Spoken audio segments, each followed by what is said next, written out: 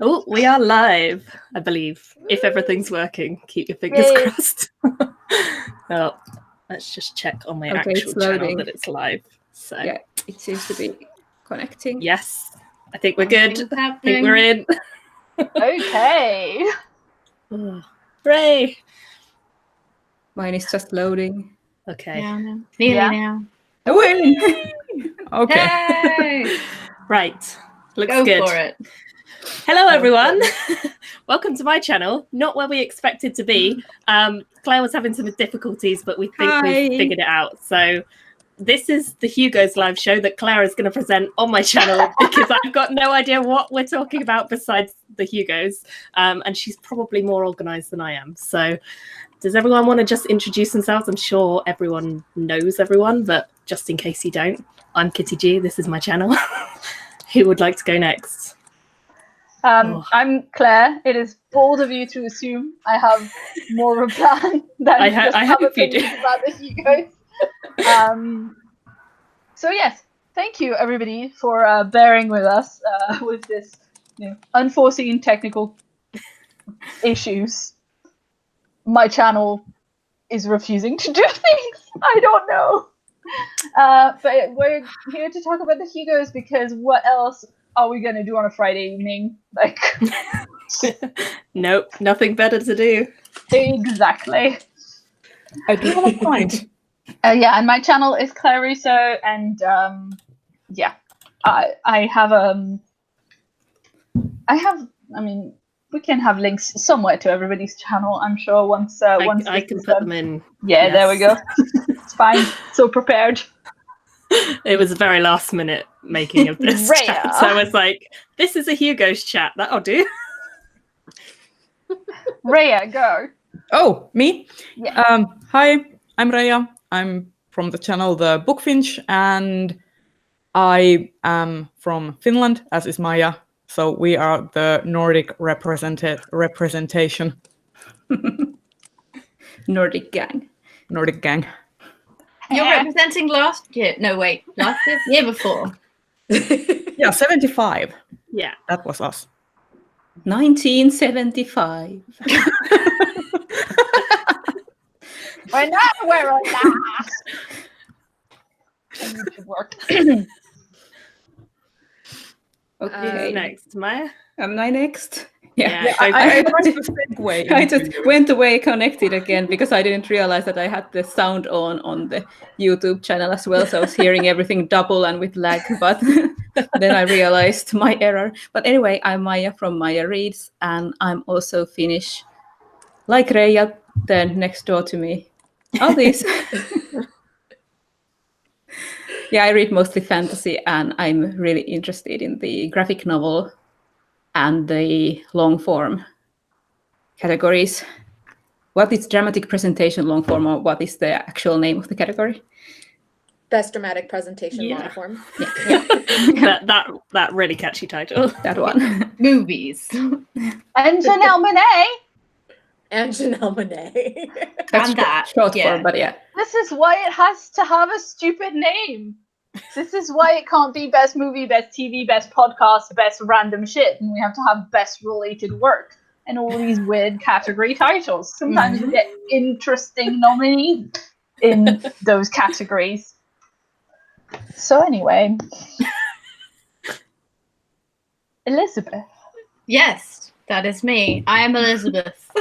My channel is Books of Pieces. I like science fiction and fantasy. So I am here to have opinions. You must be so excited, Elizabeth. Me? Why? Yeah, because Yoon-Ha Lee for best series. We'll talk Yeah. about it later, but I'm like, I was so excited for you when I saw that. I was like, Bree, introduce yourself first. Sorry, I'm Bree. Follow the rules. Talk loud, Bree. Talk loud. I have a channel. It's Bree Reads Books, and I do things like review science fiction mostly. There. Excellent. Thank you. So, Is that everyone? yes, Chelsea's here. Chelsea's just turned up. Chelsea. I can't hear her. Oh, All right, how's that? There we go. Oh, great. Right. Hello, friends. I'm Chelsea. I run a semi-defunct YouTube channel called The Reading Outlaw. And right now, I am wickedly behind on all my BookTube SFF reading and not even thinking about the Hugos. So let's do a live show. Perfect. There's a lot of overlap. It's fine. Yeah, Yeah, it does that's look It's like fine. that. good. I Actually, can that's just one read of- everything in a month. It's fine. It happens all the time. The overlap was one of the things that I was hoping to talk about, but I don't know. Does anybody want to talk about their general impression of the shortlist for this year's Hugos before we dive into specific? I mean, I thought we could just kind of move through the categories and talk about our impressions and our reading plans and everything, and what we're super excited about and all of that. But yeah, my general impression is, yes. Similar, because Yeah. I'm in my first years really involved with the Hugos were 2014 and 2015, which sad puppy The hell. puppy years. Yeah. Yeah. So it's so nice That to was have how a I short. found BookTube. Yeah. So nice to have shortlists that I'm just like, I could just read these. It would Yeah. be delightful. Yeah, I think it's the first year that I was already planning and hoping on reading every single book on the best novel category. But yeah, shall we? Does anybody have general impressions different from this, or do we want to just dive into talking about? Let's dive. All right, let's dive into novel first because Novel, the big one. Wait, the big one. The big one, straight off the bat. Look, the big one is best related word and Neo 3, okay? This is fake my channel. The big one is the archive. Yeah, I All was right. super stoked to see the archive nominated. We don't have to start there, but I was very excited. I'm shocked at Chelsea. It's been a very long time. My So general. what are we actually starting with? God knows. I have no idea. Well, the best make an novel executive is the decision first. to start with the novel because that's what Claire said. So The best novel is the first one in the Dublin Hugo finalist list. yeah, Yeah. Best novella, go down. best novella, best novella, best novella, etc. yeah, I'm looking at the tour genuinely list. think it makes sense. I don't know. I thought it was completely sensible, and then everybody shouted about starting with a novel. No, So, we can start with the novels. There's 6 I was nominees. thinking Oscars. That's the big one. So the 6 nominees, in case anyone doesn't know, I'm going to put the tour page in the chat so that everyone can go look if you're in the comments and stuff, just so that you guys have it up as well. And by my calculation, only 2 of the 6 are not the first in a series. Yeah, that's right. Or a standalone. Ooh, So that's true. nice. Well, A lot of them stand alone on their Yeah, they're not Yeah, I know the Becky technically Chambers ones are standalone, kind of but- standalone-y, Yeah, but yeah, also they're shared And I only know universe-y. big ones. They're like companions to each other. Mhm. but I would Yeah. say I you think- could count Space Opera Spinning Silver and Record of a Spaceborne Pew as standalone if you wanted. Yeah, Like- I'm calculating Stars and Trail of Lightning are both first in a series. Or both. Yeah, exactly. Yeah. Turns out so is Space Opera. Haha. I don't know if you guys Oh, caught yeah, that that was news, just but she's announced writing a as sequel. well. Whoa. Yeah, she's writing a follow-up for Space Opera. I haven't But read it yet. and I my really want general to. impression of the Hugos this year that I've actually read a lot of these. Yay, Right? Thomas I was is so joining us. excited. Yay! And can we talk about how many ladies are on this ballot just naturally occurring? Yeah, that's there's so into this. there's so many women in the whole every category is basically filled with women except the long form presentation and such because TV is trash. I second that. It's a great counter to like looking at the 1944 retro Hugos. Oh my god! Oh, Yes. The retro Hugos always make me just so forget the retro. sad. Okay, let's They just always focus. just make me sad. Let's focus I on I don't even know now. why they do them. I mean, I did hear that this is their last year unless they start getting more votes or something. Well, they are going out on a banner year, aren't they? There were some Yeah. real just winners in the 44 noms this year. I'm not saying that's definite. I just heard like on Facebook. I mean, Like I know I sure didn't vote in the retros. Glancing I did not over either. to the retros, the only one I've read from the best novels is Das Glasperlenspiel by Hermann Hesse. Of course. Yeah, I've the read that only too. one. I read the only Paralandra. It was bad. I also read Conjure Wife. It was bad. I mean, look, I the don't thing think is, I've if read they're any going of to them. keep adding categories to the Hugos, including best series, which is, you know, nonsense in terms of the amount of stuff that you have to read if you want to have a chance to participate in the award, which is why I don't like the best series category personally, because I feel like I don't stand a chance. But you know, if we're going to keep having more categories, and if we're going to keep, you know, having, now we have 6 finalists instead of 5 and all of that, like, it just doesn't really make sense to, like, it's just makes it a lot less practical for people to engage with. Yeah, it's just a lot of retro awards. Hugos, and Like, there's just a you lot of know, content and awards to award to do both, all the categories in both years. Yeah.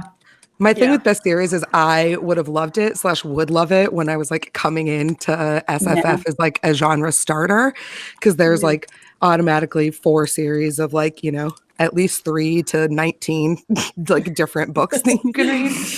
As an adult who's trying to stay active like in the genre, I hate it a lot and will just never conquer that mountain, I feel like. Yeah, because I mean, there's so many. It was great when everything was trilogies, but now everything just goes on and on and on and on and on, and you know, who can keep up, right?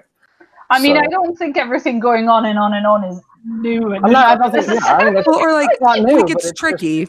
yeah. Like, not to kind of skip ahead to like that particular category, but like one of the series that's nominated is Done, and one of the series that's nominated is the Seanan McGuire October Day books, yeah. and those books are going to have a chance of winning every other year that a new book comes out for like however long she wants to keep writing those books. So like I that think kind that's of the dilemma. trouble with the best series. Like should there be some kind of limit? Like the series needs to be like over, like it need like Or for like it the to- for Book it of to SFF stand Awards, out. they kept it at 3 because we're responsible adults and human beings. No more. But you know, like it doesn't, like for me personally, when it comes to like best series, if it's not complete, then there's still How a can you chance. judge it? How can you judge it? There's still a chance you that it can't won't judge be the category best. at all. You can't judge it at all, right? Because I the best series hate to ballot take a right moment. now. I hate to take a moment and interrupt us all, but Rhea, your cat just laid down in the most adorable, perfect position behind you. And I just need to draw a little more attention. Oh, Kitty. But the category now, like, it's just such a different, like, trying to compare the Landry Files to Machineries of Empire to the Wayfarers is just such a That's you're another comparing issue. bananas to tomatoes to like couscous. Like, what But are you we aren't doing? doing that in best novel as well. That's Anyway, That's fair. But there's they're just that a different. broader body of work with the series, and you can just see how much. Well, on the one hand, it's a good thing because we see how much variety there is in imagination, these stories that are being told. But you're right; it's like, how can you hold up, you know, Yoon Ha Lee to Naomi Novik, you know, on a head-to-head? It's just a sort of not. You know, But I so also think that if you're having an award where you're asking people, you're asking the public, you're saying this is an award that is for fans and for the community, and we want the community to read and we want the community to vote on these things, right? Like, the point of it is the participation and the fact that it's the reason it's as prestigious as it is that it's being voted by the community, the membership of WorldCon in general. And I just don't like how many books are in the series, notwithstanding the fact that some of the series are finished and some are not, and that makes voting for them like weird because you're judging something that's finished versus something that isn't. Yeah, Like, and how can you how judge do you something that is actually 3 read books it and and- something that is like 17? But how do you actually read it and vote? Like, who can do that? I would like to know Yeah. who has Like the I'm time like totally I'm do like that. and the like money to read. I'm all only the on different book books. 5 in the October Day series. Granted, those books have been coming out for a while, but like that would be 8 books to read, 9 books to read, just if I wanted to get up to reading the most recent one in that series for that category for that one time that it's nominated. And taking the example of Toby Day, I've read the first book in that series. I know the first book in that series is hardly representative of the series because Shauna Maguire, this was her debut novel, and she now asks people to start at book 2.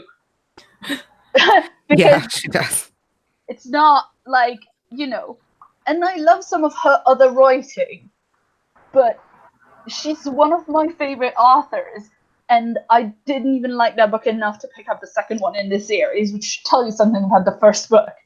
So, like, if people start reading the first book of that series to judge the whole series, that's obviously not right. I don't like series. But then that's a debate about how you read a specific series, because like there's the Volkosigan saga. Oh, right. The author has a preferred reading order, and there's like another preferred reading order, and then there's like different things. So it's like, if you just picked it up without knowing and read it in one order, are you missing out on a thing? But that's like the whole debate about how you read something when there are different orders, like Discworld. Yeah, Like, or this there's like many series in a series. Yeah. I mean, Or the I'm just classic thinking example about for me is C.S. Lewis's Narnia books, because there's like the publication order, there's the chronological order, and there's the, I mean, yes, that is also my feeling about C.S. Lewis, but there's the and then there's the author's preferred, and it's like, well, you can read any of these and they're not terribly bad per se. I mean, the books you can talk about the quality of, but like, Don't diss Narnia. but That's my childhood. well, to me, I just can't help picturing like a disaster worst case scenario where like we award best series and then the next book that comes out is some god awful like ridiculous trash fire racist misogynistic homophobic, like, I mean, like, that's not already ever happened. gonna happen. I mean, right, but like that's always my like wariness in voting for a thing that's not like done yet, because like Ice of Song and Fire is not done yet. Who knows how that one's gonna end? And like, so we don't need to be putting that one on like any. As someone who reads a shit ton of manga, I've been burned so many times by long-running series that end up like wasting away in quality and turning up completely awful by the end, and ending up in a way that you want to hate yourself for liking it in the first place. So like, that's not unique to manga. No, that seems to be lots of things. Just the example that I know the most of. In America we complain about Cerebus in that regard. Yeah. Does series explicitly exclude graphic novels? It's a page count exclusion. So this is why I actually hate the best series. It's not how many books you have to read, it's the word count. They have a word count that is a minimum of double 3 novels. So the novel length is like, it's really low. Everybody knows it's really low. But it's like, I think it's like 60,000 words. 40 on the Hugos, isn't it? 40,000. So 3 novels, which would be a trilogy, which is a series, could be 120,000 words, but they've got a minimum of it of 240. So I'm like, I'm sorry, that is 6 books. not okay. You can't discriminate against shorter books or trilogies. So, because like Le Guin would have been excluded from this for ages with the the Earthsea stuff. The Earthseas. Earthsea and the Left Hand one, whatever that was called, because she writes real short books. The Hainish Cycle. Hainish. Yeah. Although I guess somebody could say, well, the Hainish, though, you just read them all as standalone, so they're not technically a but it series. is technically a series. Yeah, I mean they're all right, right. All on technicalities. Yeah, but I'm thinking like in the best series category right now. What about series that there are series that have to be read as a sequence, like it's book 1, 2, 3 in order, but then there are just writers who write lots of books like Pratchett, in the same universe where they're a series, but they're not also a series, right? I mean, you can jump into it at any point. You know, Jack McDevitt has done that with the Priscilla Hutchins series and a lot of others. You know, where it's like it's a universe and it's unified, and the stories, you know, I mean, they link and what have you, but you don't have to have read X to read Y or Z. I mean, Wayfarers is on this list for best series. As is the universe of Juya. Yeah, they jump around all over the place. Are a lot of like short stories. So and you know, the moment it's eligible, the Wayward Children series will be up there. Yeah. Will it ever get there? Oh, but will it? Because that's a lot of page count for a novella series. Yeah, but wasn't if it's got to break through 240,000 words, that's like. Well, let's say she's doing 39,000 per novella, so she's gonna cap out 6-7 books. She's probably gonna get there. Yeah, but it's gonna be a hot minute. I mean, she's gonna get there because she's gonna be around. But like, it's gonna be a hot minute. Many more of them. There's a TV show. She's probably going to get there. You know. But see, here's the thing. I have this theory about writers who get TV shows for series that are ongoing. They suddenly lose a lot of impetus to finish the book series, no matter how long they are and how long they've been writing them. Low-key shade George R. R. Martin. Right. But I mean, that hasn't happened with McGuire. You know, they're on schedule. That woman had to pick up new pen names because she writes too many words. Yeah, she's fine. She's a machine. Yeah, she's not going anywhere anytime soon. We're good. We have accidentally done 20 minutes on series. We can probably move then. Well, when you have a lot to complain about, you just go on. Well, speaking of Wayward Children, I know we're kind of jumping around. Do we want to do novella? Because one of the Wayward Children books is nominated. I have things to say about novella. Yes. Oh, God. Thomas has things. Yes. But I will Thomas wait my turn. has things to say. I'm sorry. Okay, I'm starting a notepad real quick to see which ones we've already discussed. So we've done that series. At least someone is organized. That's pretty much just the one. We kind of tried to do novel. I'm not blaming you, Claire. We're all just as disorganized. I yell about it all the time. I mean, Claire, you can't herd extremely verbal SFF cats. You just Thomas, tell us your opinion on novella. I'm sorry. I'm a micromanager extraordinaire. Right. Yeah. Thomas, one at a time. What are your novella feelings? Okay. Well, then, first off, I mean, I want to say that, this all looks like a bunch of good stuff, but it's more of a general concern that it's turning into the Tor.com category. Right? Oh, yeah. I think the world of Tor.com publishing, they put out some fantastic stuff. I think they've done some I mean, it's great that they have popularized this format even more, right? But we are now sort of in a period. I mean, it's the same with our awards, right? BookTube SFF awards. It's all just Tor.com releases. Like people just gotten this idea that, you know, oh, wow, 5 years ago or 3 years ago, Tor.com invented the novella. And now so this is where we go for our novellas. And it's been, and of course, there's a long history of wonderful novellas all through SFF. And what we're seeing is that just some fantastic work in the traditional magazines where they've always been, whether it's print magazines like FNSF and Asimov's, or if it's online magazines like Lightspeed or Uncanny and Strange Horizons, all of that. They're still putting out great work, but those novellas are getting shut out. Which is the Tor.com wave every year, and I think that's a real like this year. Even though I knew it was a forlorn hope, and I guess just as a statement, I put a novella from FNSF that I just is a personal favorite on my Hugo ballot, just to do it. Just so, but the problem is that Tor are putting the money behind it, and people know their novellas because they come out. Like, it's coming from a magazine. You don't know what it is, And there's also part of the issue is also that because they are available from Tor in a way that's easier for readers to find, then it makes it more difficult for. I mean, this is not something that is because of that Tor is. I am not Tor here with my like an empty market. Tor was there at a good time to step into a space in the market that really wasn't being filled by one like primary, well-financed, really powerful editing team who brought in really great work, but like there was kind of a like Thomas said, there's a well history like novella presence in SFF, but nobody had really stepped up, like Bree and Claire were saying, to fill that like readily available on Kindle, on the internet, massive. And so that's now we've kind of entered that like secular, like we've entered the echo chamber of like, because they keep winning and because Tor has the money to back the advertising, they keep winning, and because they keep winning, they keep. And so, you know, every year we've seen more and more and more and more titles, and now we're to the point where there's only one title that's not a Tor.com title. It's a problem of, you know, when you have one dominant voice on the market. It's the same problem that you see with Amazon's business practices. It's the same problem that with Disney buying everything. Disney just buying everything.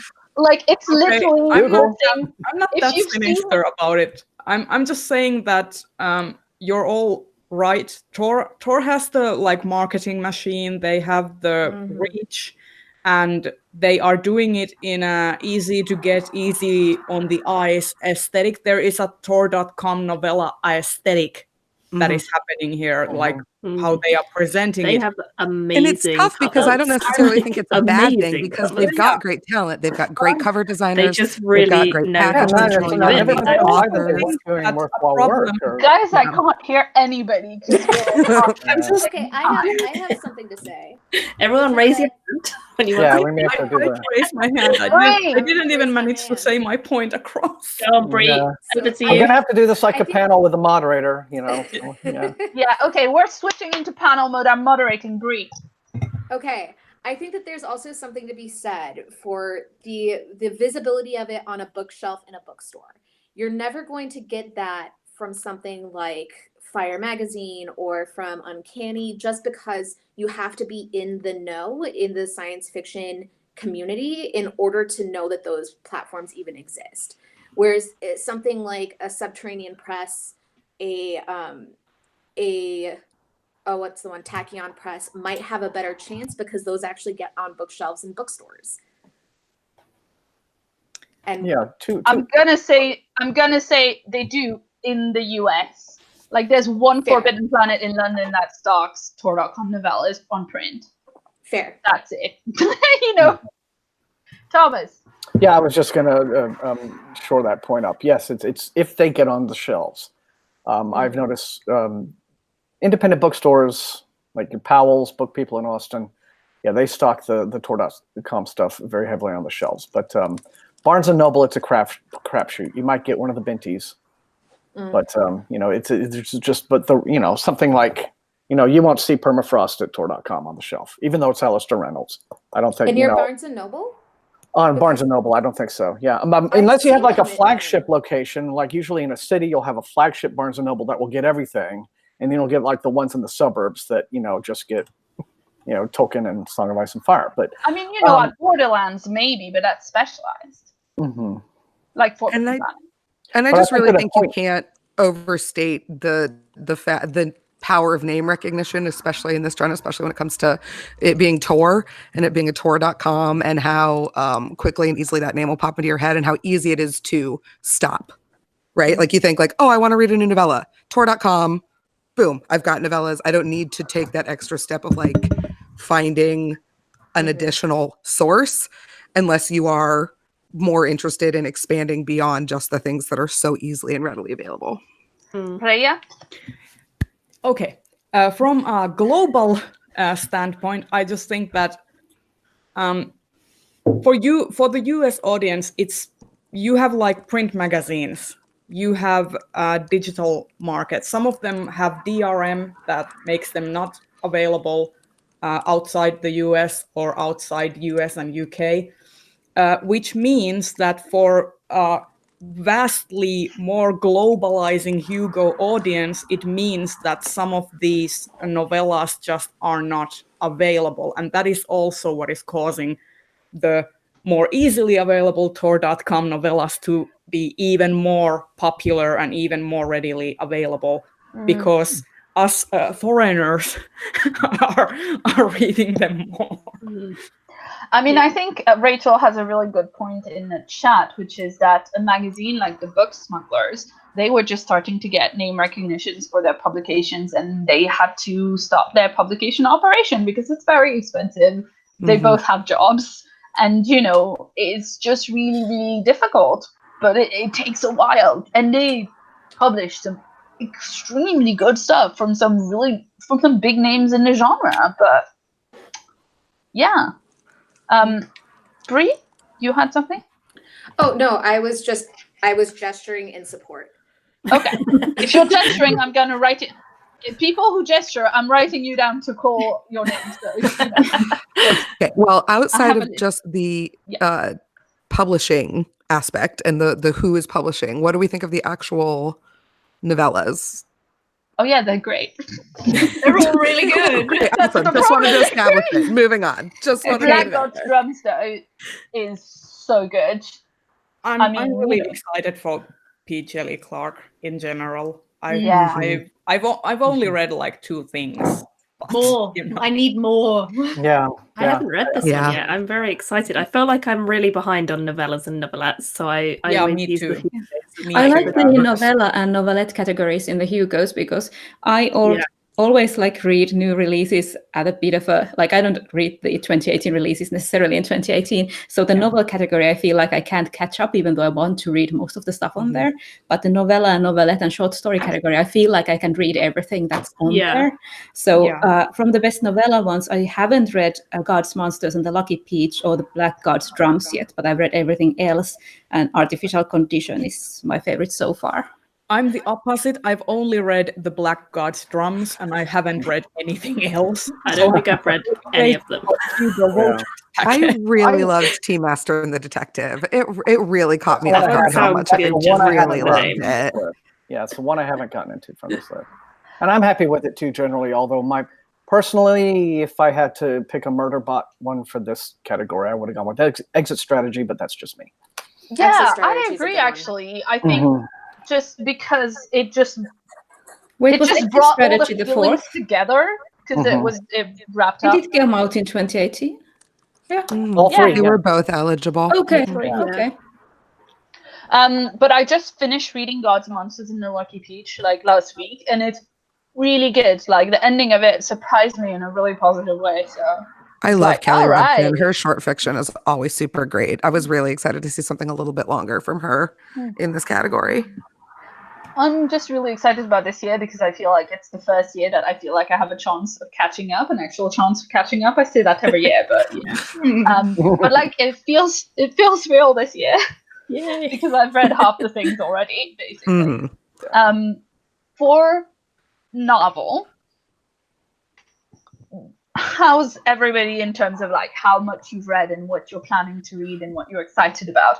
I generally feel like the Calculating Stars is probably like, the one that I've seen the most buzz about and the one that people seem the most excited about. It's like the winner, I think a lot of people but I think Spinning Silver's got kind of like a dark horse. Like everybody I've seen talking about Spinning Silver, like it's not everywhere, but everybody I've seen talking about it has like feelings about it. So but people had that like with Uprooted, and it tends to be there was massive hype with Uprooted, and then suddenly it was like loads of people read it and went no. For the record, if you have not read it, I hated Uprooted and thought Spinning Silver was the boss. So definitely don't let the first one. No Vic's story or fan fiction that I didn't fucking love, so but I think Calculating Stars has that spacey astronaut, NASA will be there like thing. Yeah. I think it's got some good appeal. So Hugo Awards. And it feels like it's really of series, the moment with a lot of the things it discusses thematically. It's just really, even though it's like set in the 1950s, and then it lets you have this, opportunity to think, boy, I love how very little has changed, right? Because they're like through the filter of its narrative, it touches on, misogyny, racism, climate change, things like that. So I think it's just, and it's a terrific story. I think it plugs right into that. Oh, we have Hidden Figures, with that that's wave is still on. What I was going to say. I think it's came out at the right time. Yeah, of So course. I mean, the whole book feels like just a Natalie Portman movie waiting to happen. Oh, So yeah, so I think that it's just. I think it's going to have. I think it's going to take the Nebula, and then I think that will point to the Hugo. So I mean, if I wouldn't was be putting money surprised. on it, I would put money on the Calculating Stars because I think there is also, I and think it's great. I really enjoyed the book. I thought I was reading it going like, wow, she's doing some things with the writing of it. Like, I was being impressed with her craft as I was going. But I think the reason that I think it's going to win is because we have this perspective in general, in culture and literature, that if something is about like strife and suffering, it's like real serious. And that gives it a certain cachet. And I have some like feelings, opinions, and issues with that because I'm just like, as I was reading it, I was like, I wish this didn't have to include like so much of like women and people of color suffering all the time. But I do think it's good. I don't think it's on the Hugo audience. I don't think it's on Hugo voters' heads, this thing. But I think it's the kind of, Oh, I mostly thought it would win because the rest of them are going to split the voters way more. Because I think this one has the most like mass appeal in general. I just feel like it is the one that I could recommend this to like my grandma or my next door neighbor or someone I work with or someone who reads books all the time. Like they would probably all like it because it's got that easy, like it's very easy to get into, but it has all those relatable bits as well that everyone can go, oh, actually, I see a bit of this in the real world. So I mean, she's also an extremely good writer. Yeah, I like that generally. That too.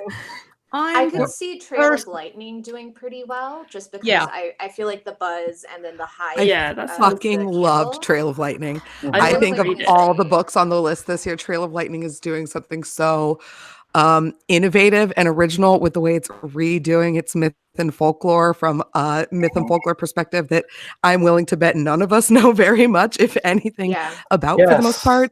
And it is just... it's gritty and it's dark, but it has this little kernel of hope in it that I think is really resonating with a lot of people who read it. God, I'm not good at betting and I don't ever win, and this is probably why, but I really want Trail of Lightning to take Best Novel. I just like... I would be amazing. I could see it. I don't think it's actually going to, but like I would really, really, really like it if it did. Yeah, I think the smart money is on the Calculating Stars, but I think Trail of Lightning is going to come in a solid second. That would be my guess. Like I said, I'm always behind on novels, so I've only read Revenant Gun so far, so I can't really. It's the only one I haven't read. I noped out of that whole series because I was like, "It's too smart for me." I did too much brain. Like, absolutely not gonna read that. If the first two didn't win, the third one's never gonna like. Yeah, I don't think the third one was. I like the first and the second better than the third one. So. Oh, I like the third one better than the second. It's just hard to pitch. You may not understand it, but you'll like it. And also calendar math. Just go with it. That's a quite good pitch. Well, for me, it was like a lot of books where it's you slide into it a little more easily the second time if you give it that chance. So books 2 and 3 are way less weird. Yeah, because I've read Nine Fox Gambit 3 times, and it's easier each time. Just a lot, because again, you're just sort of like in the mindset of like where Yunhan Lee's brain is with all of this. You're like, bless you, Sisyphus. There are way too many books in the world to read this game 3 times just to maybe understand. Yeah, but some of them, there's a book that just sort of like slips into your head, and you're like, I wasn't quite sure I got this, and I don't think but I can't get it out of my mind. I keep thinking about it, and so you feel like I've had a lot of books that are like that where I didn't necessarily know if I was with it the first time around, but then later on I went back and I'm glad I did. Because I've read Ancillary Justice 3 times. Remember when we thought that was confusing? Yeah. Bless You, Sisyphus might be my new favorite. Okay, so I would like to know if anyone has actually read any of the novelettes and short stories and want to talk about them, because I have very much failed at short fiction in 2018, so I'm going to catch up, but I have no opinions yet. I have also read The Rose McGregor Drinking and Admiration Society by T. Kingfisher from the short stories, because I read everything by T. Kingfisher all the times. So I need to read everything else from the novelette and short story. Well, at least it's short. That's That's how I see it. Great Thing by Brooke Bolander, and that was amazing. I love that. I read that one in The Tale of the Three Beautiful Raptor Sisters also because I'll read everything that Bo Bolander ever writes ever. That's Yeah, a I good read that title one. there. I've read that one, The Harmless Great Thing, and I read The Secret Lives of the Nine Negro Teeth of George Washington. Is that good? Because I'm so intrigued by the title. I won't say a word except to say it basically speculates on, George Washington had false teeth, and and it speculates on the lives of the people that those teeth came from. Oh. I mean, it is by P. Jolly Clark, so and it's by P. Jolly Clark is killing it. Yeah, so like right after I did his 2 novellas, I'm like, oh yeah, I'm jumping on this right away. So that was worth it. But I'm really glad to see you really the others I've really slacked on. As I said, the Hugos Nominations packet is going to be great. Yeah. Yay. I'm hearing good things about A Witch's Guide to Escape from a couple of different people in the chat. So have I. I've heard some good buzz. Yeah, but I did read some other short stories and novelettes that I did nominate when it was the nomination period, but that didn't make the final ballot. But that I thought were very worthwhile. But again, me and my crazy thing of although the magazines are of course better represented in these categories, they kind of have to be, but still, Oh, Uncanny, Uncanny and Fireside. I think both had 2, and then Apex and Lightspeed. It's all right. They get rep in the semi-pro zines and things. I do like. It seems like in years past we've had slightly more uncanny heavy ballots, and I'm kind of glad this year to see that the split seems slightly more to have balanced out a little bit. Again, not that uncanny doesn't do great work, but the more variety in the short list, the better. Agreed. Yeah. Okay, so we've already. Do people have anything else they want to say about novelette and short story? Just that I'm really looking forward to reading If at First You Don't Succeed, Try Again by Zencho, because I've seen her describe it on Twitter and it sounds really good. And I remember Zencho. I also like Zencho. I actually have she was not relating to Hugos, but she was on a podcast talking about misrepresentation of Asian magic systems, which I'm waiting to listen to after this, but yeah. But listen, I will stand Zencho forever because she went on BBC for Women's Hour and talked about fan fiction, and I'm pretty sure she literally mentioned ABO on Women's Hour. So superstar Zencho forever, basically. By the way, I just remembered why I nominated Artificial Condition and not Exit Strategy, and that's just because I only just read Exit Strategy, so I thought it came out this year.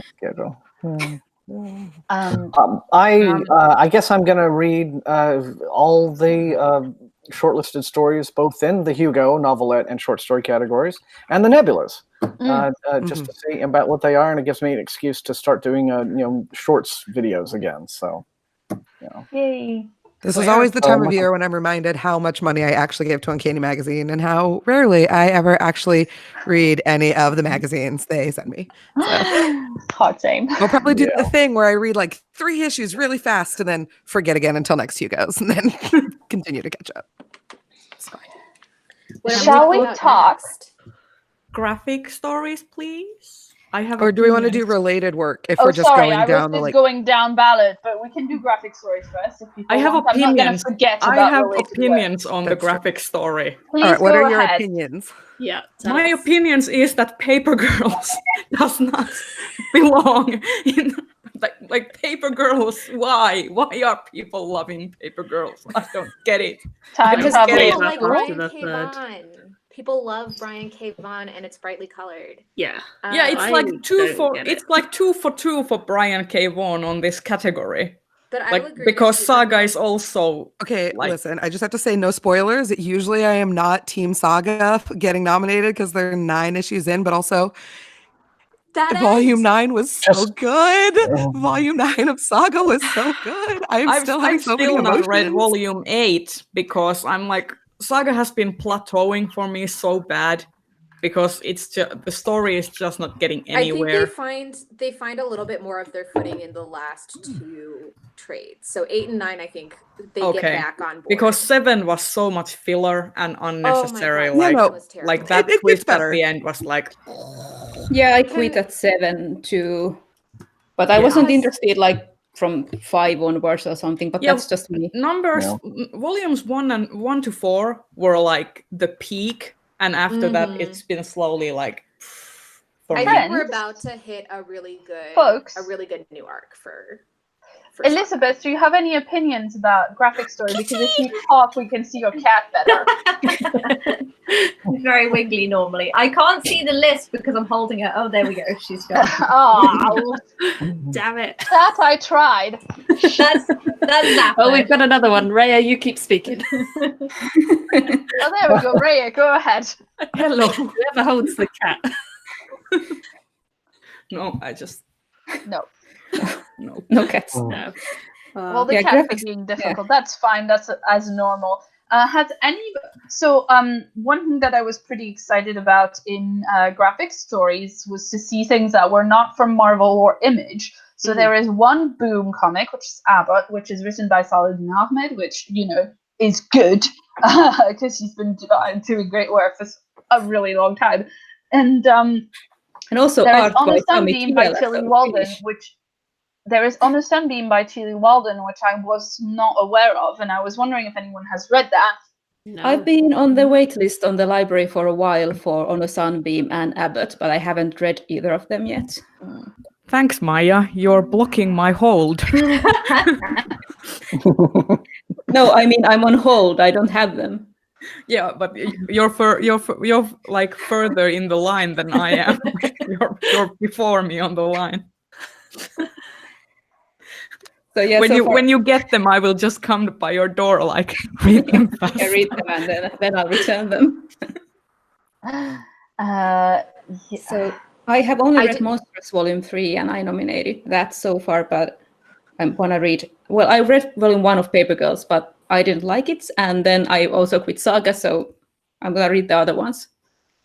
I am the unpopular opinion, it seems, on Paper Girls, because I like me some timey-wimey shenanigans, and I enjoy the bright colors of Matt Wilson. I think he's fucking good at it. He's a great colorist. It's the first volume of Paper Girls. It's the story. I'm like, what the hell is going on? I'm like, I'm 3 volumes in. I'm 3 volumes in, and I can't tell. Okay, one at a time. Get confused. One at a time. Oh dear. Yeah, no, it's the story I don't like, not the artwork. The artwork's fine. Yeah, it looks great. It looks great, but for me, it's like I've read 3 volumes and I still couldn't tell you what the story is about or who any of the characters are. Yeah, I think and that makes me like not care. I think it's one of those where no one but a writer who's been previously as successful as Brian K. Vaughan could have gotten away with it, because the first one made no sense. And only when I'd bought 1, 2, 3. Only when I'd been very behind on it and I ended up buying the first 3 or 4 volumes and reading them all in one go, did I go like, oh yeah, this is great. But it is a serialized art form. And if you can't understand it in its serialized format, that is a problem. Fair enough. But yeah, I'm looking forward to the things on here that I haven't read. I mean, in general, I do really like when stuff that's not volume, 3, 4, or 9 gets nominated. Yeah. For things. I will probably go against type. Usually I'm not here for what Marvel's doing, especially on their comic side, mainly because I have issues with their editorial staff and some of the things their editorial team does. But I thought that Black Panther was Long Live the King was a really, really awesome onboarding point for Black Panther. If you're not a huge graphic novel reader and you're looking to start since the movies come out, and Marvel is not notoriously great for having super awesome onboarding points for their superhero graphic novels. So I just really, really liked this one. I don't know if it'll actually end up getting my vote, but I think that the Nnedi Okorafor did a really awesome job with Aaron Covington. Okay, so I have a question about that because I read the first volume of the previous Black Panther run, which was also the Ta-Nehisi Coates one. And I didn't get along with it super well because I felt that it was a bit obscure getting in, and Ta-Nehisi Coates is a literary writer. And so I was wondering how you felt that measured up against that. When you were saying it's a good onboarding point, was that like in relation to, like relative to that other one? I mean, it's a little bit hard to say because I only read the first 3 issues in the first volume of the Ta-Nehisi Coates run. But just comparing those 3, I would say that it's probably a little bit of an easier onboarding point, especially if you've seen the movie, because the storylines follow slightly more closely than the Ta-Nehisi Coates run did, probably for obvious reasons in terms of when everything came out when it did. Yeah. But I mean, I do think that there probably is something to say for the fact that Ta-Nehisi Coates is a largely literary writer, and obviously Nanetti is coming from like here. The call is coming from inside the house with her writing it. So I think that, I mean, I really enjoyed it. I do think it's easier to onboard with than the Welcome to Wakanda Ta-Nehisi Coates run was not too long ago. Well, I mean, I am weak, so I'm going to buy all of these comics and read them. There we go. This category usually joins the shorts and categories. I feel like fairly confident in actually being able to get caught up on, and like, unless we're talking like a volume 9 kind of situation for the most part, because graphic novels read quickly. Yes, it's just very expensive. Personally, I'm betting on Monstrous Volume 3 to win. Like, because it's got so much traction, and Sana Takeda is coming to the actual con. You know, so that's also got a lot of hype behind her. And I mean, agreed. I agree with you as a prediction of what's probably going to happen. I would say, again, as with the thing that we've been saying with something like Tor or whatever, like, it's not about the quality of the work. I think the work is really, really good. But I would like it if the Hugos weren't won by the same thing every year. As a general, it's like a bit of a popularity vote. The entire thing is a popularity vote. The thing that most people have read will vote.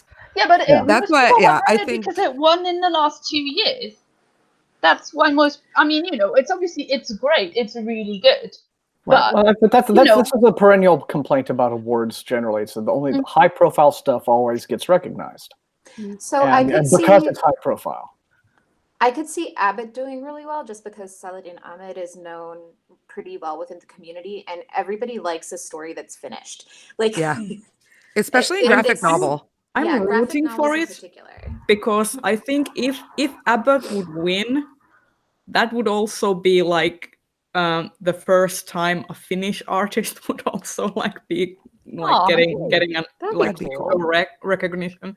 So I'm going to toss this out there, and this is about nothing that is on the current ballot, but everybody who is watching this should also go out and read Moon Girl and Devil Dinosaur and then vote for it next year.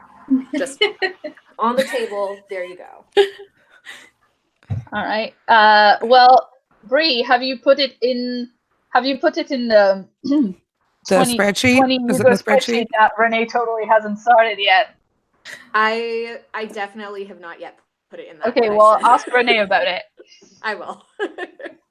Basically. Hugo Award finalist Renee! Double Hugo Award finalist Renee! We're gonna get to that. Okay. Let's talk about best related work. So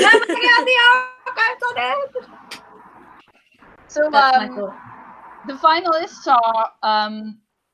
are actually like really interesting this year. This category in the past has sometimes been a bunch of non-fiction books that are memoirs. Books about dead white dudes. Books about dead white dudes. Books about dead white dudes and Ursula Le Guin. I'm down for Le Guin. Well, you know, the books, the nominees this year are some non-fiction. Then we have the Mexican X Initiative, which was set up by John Picasso and some other folks at Julia Rios, Olivia Brenda, Pablo De Fendini, and an informal history of the Hugo, which I did not think would be eligible, but whatever. Like, I mean, low-key award nomination shade. Listen. I am the Hugos nerdist person. I have been reading this book. I stopped reading this book because I've got so many other things to read. But when I was reading it, it was like really page-turny for me, and I was not even like near the stage of history in the book where I was recognizing things. Right? I like it a lot. It does, however, literally say in the introduction to the book, "Oh yeah, me and the Nielsen Haydens went on a weekend and edited it in 2 days." But none of that excludes it from being nominated. Yeah, that's just poor editorial decision. What makes me think it shouldn't have been? What makes me wonder why it was eligible is that it's the first year of publication of the majority of the text, both the actual posts and the comments from the website. It was just not 2018. Like, these were posts on Tor.com that happened a long time ago. And I'm just surprised that it was. That is interesting. Probably a But situation. then I think you get into the argument of like significant editorial changes between original posting and republishing. And the Hugos don't count. That's why I don't think. Like, if you want to claim significant editorial changes, don't tell me that you just changed it in a weekend or whatever. I mean, fine. Look, I assume it is possibly a case where the Hugo, and I don't know this because this is not something I've ever, participated in or volunteered in. I do not know at all, but I do know that there is the administrators of the Hugos sometimes have to make decisions about things like that. And a lot of sometimes the decisions that they make are based in, well, what does the community think? And if the community has clearly nominated this thing enough that it's going to end up on the shortlist, then if that was the case, Mary Robinette Kowal would have won with an audio recording. Yes, was. Yeah, no, I mean, sometimes they make certain judgment calls and they might have made a judgment call that it was significantly editorially different. I don't know. We may see changes yet to come. It's not like they haven't changed the shortlist before. I mean, look, the only reason I'm mad about it at all in any way, because I'm enjoying this book, the only reason I'm mad about it is that it's a self-referential thing about the Hugos from someone who's already won a Hugo Award for a very self-referential book about science fiction, and I'm concerned that it will eclipse the thing. Who doesn't like a little trophy polishing and navel gazing, Claire? Who doesn't fancy a little bit of that? Can I dish my best-related work tea? Look, I'm not going to sit here and tell you that the Archive of Our Own doesn't like a bit of polishing of a trophy shaped like the Hugo. However, no, that's not what I'm talking about. My favorite opinion about best-related work is that John W. Campbell, Isaac Asimov, Robert Heinlein, and the Golden Age of Science Fiction also has to include the name of the dude who invented the shill tax church of Scientology. And that's just something that everybody's going to have to live with for a really long time. L. Ron Hubbard is in that book title. Why is he? Why? Because he invented his entire religion in a series of science fiction books. That's why. He basically, Scientology was essentially created as a bet between Heinlein and Hubbard. So and then he went, aha, he invented it. My one true Scientology story is that I accidentally I was going through when I very first started blogging, and I checked off all of the I was doing all of the Goodreads giveaways, and I won an L. Ron Hubbard book, not realizing I had entered. And I spent the next 2 years terrified I was on some Scientology. I'm still surprised I'm not. But yes, I do think the highlight of the best related works this year is the fact that the archive finally got nominated. Yeah. The Archive of Our Own being nominated is also a really huge leap for women working in open source programming, because it's 5%.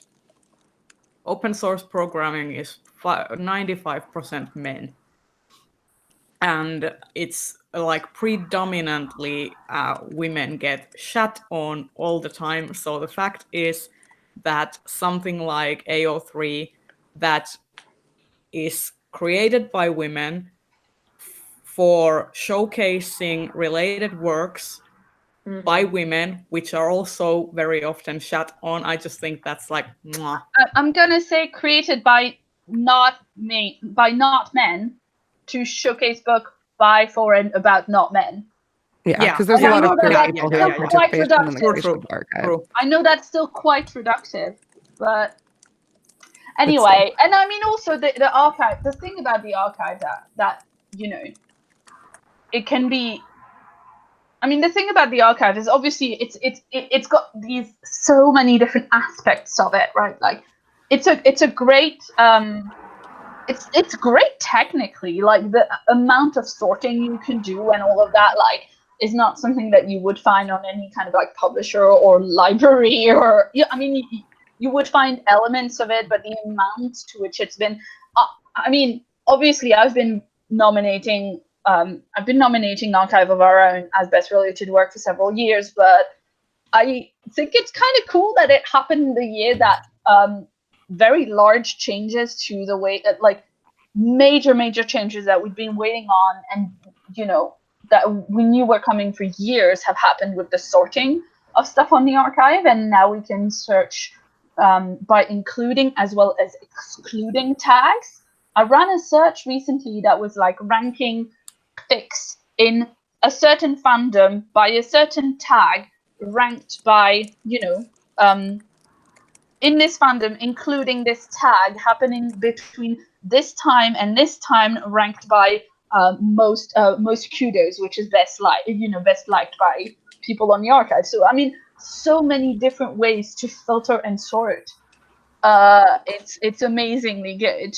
And also, it's just, there are so many works on the archive. Yeah, that's what I love. Are just created by people who, like, just care about media and stories so much. Well, like, as a librarian, it's like the structure and the metadata tagging system of the archive is like a thing of beauty and also makes my head hurt a lot. But in addition to everybody posting their own like original transformative works, the archive is one of the few places that's continuing on the daily to go out and find much smaller fiction archives and fiction repositories in places that don't have the same metadata support and don't have the same structural integrity, and giving those places a repository and an archival home, like, to stay. And like, sure, there, you know, the percentage of people who care that certain like fan fiction archives of Jane Austen's Sense and Sensibility are preserved, like, might be tiny, but there's still an entire digital record there that, because of the archive, is continuing to like get to exist. So like, its function and its stated purpose, I think, is something that like really also deserves to be like awarded and acknowledged, in addition to the coding, the infrastructure, and the tagging and all of that stuff. Plus, it's volunteer run.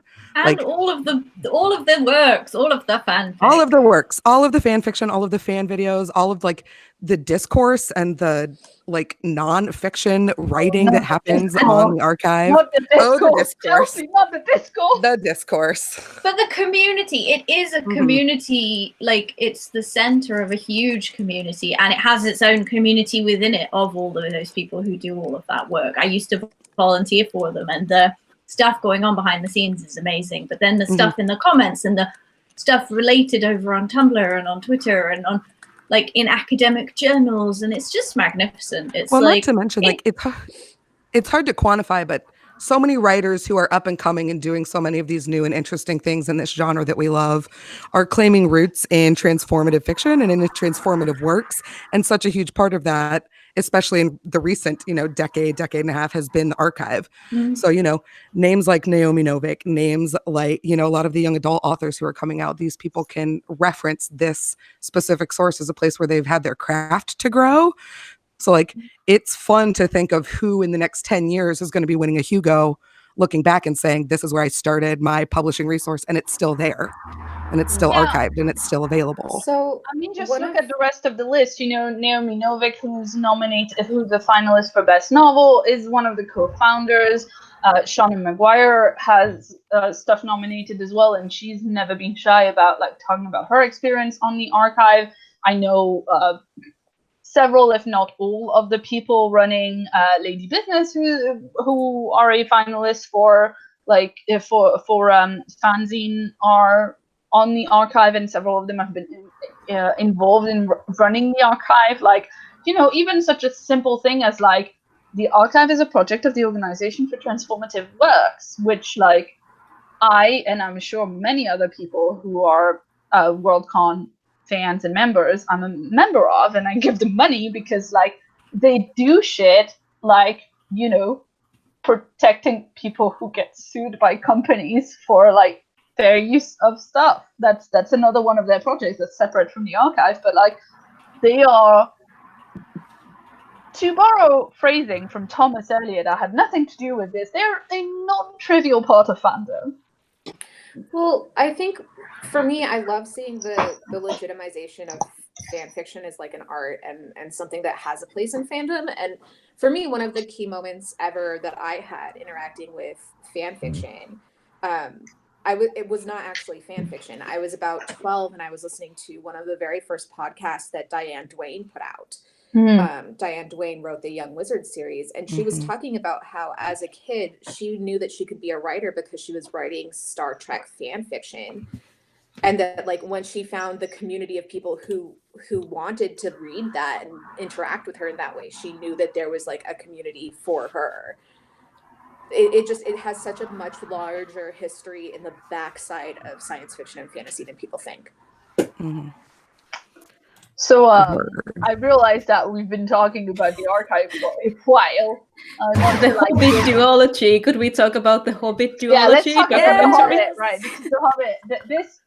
The Hobbit duology, for those of you who don't know, is a video essay in 3 parts by Lindsay Ellis and Angelina Meehan, who I believe is also featured in The Thing, unless that's a different person, in which case I'm sorry.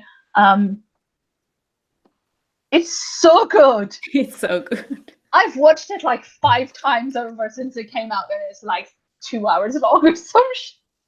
When I heard that it was like in the nominees, I went and watched the whole thing again. Yeah, I nominated it because someone on Twitter just like reminded that it was eligible. It was not the creators, but that someone else. So I was like, yeah, I watched that. That was so good. And I went and nominated it. Like, I made my partner watch it also. Like I watched it myself, and then I made my partner watch it with me. I'm just such a huge fan of Lindsay Ellis. Like Lindsay Ellis has my creator heart. It's like funny. I worship at the altar of Lindsay Ellis. It's funny. I used to watch Lindsay Ellis when she was still doing the nostalgia chick thing, and like it was so long ago. I'm so glad and she's really like evolved into like doing some really amazing stuff. But you know, back when she was doing stuff for that site that will not be named, she was still pretty much like one of the quality creators in there. And also, like, look, it just occurred to me later in the day after the nominees had come out that the Hobbit duology literally includes a joke about the AO3. And like, it just made me feel so warm because I just, you know, we talk a lot about the long conversation in science fiction and fantasy and the fact that a lot of things are in conversation with other things within the field, and often that's something that's brandished as a like, no, you have to read these foundational texts because of the long conversation. And I feel like it just made me so happy to see some of the stuff that is a bit more out there for recognition in the Hugos, like actually referencing each other. It made me so happy. I will have to watch this because I'd never heard of it before. Oh, it's it really, got really nominated. good. So, I've really added it great to my video list essay. of like things to watch, Lindsay which Ellis is ever growing. Lindsay Ellis is a video essayist who does a lot of I've stuff actually about, heard of her, but not not she much. does a lot of stuff that's not necessarily SFF. Like she does a lot of stuff about Disney movies and musicals and stuff.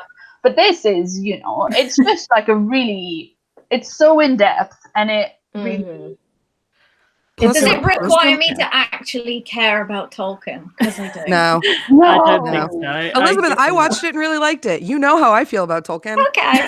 There you go. I did my whole like dissertation on Tolkien, but I did it on the films and how like special effects were cool. Swear to God, Caitlin, I almost was like, "There's a rat right behind you! Oh my God, please be careful! There's a mouse on your shelf." I figured you probably knew, but it's like right there. I just want to let you know. I was very alarmed for you. Yeah, that one. I was very alarmed for you. A couple of things on the got to go all sorts.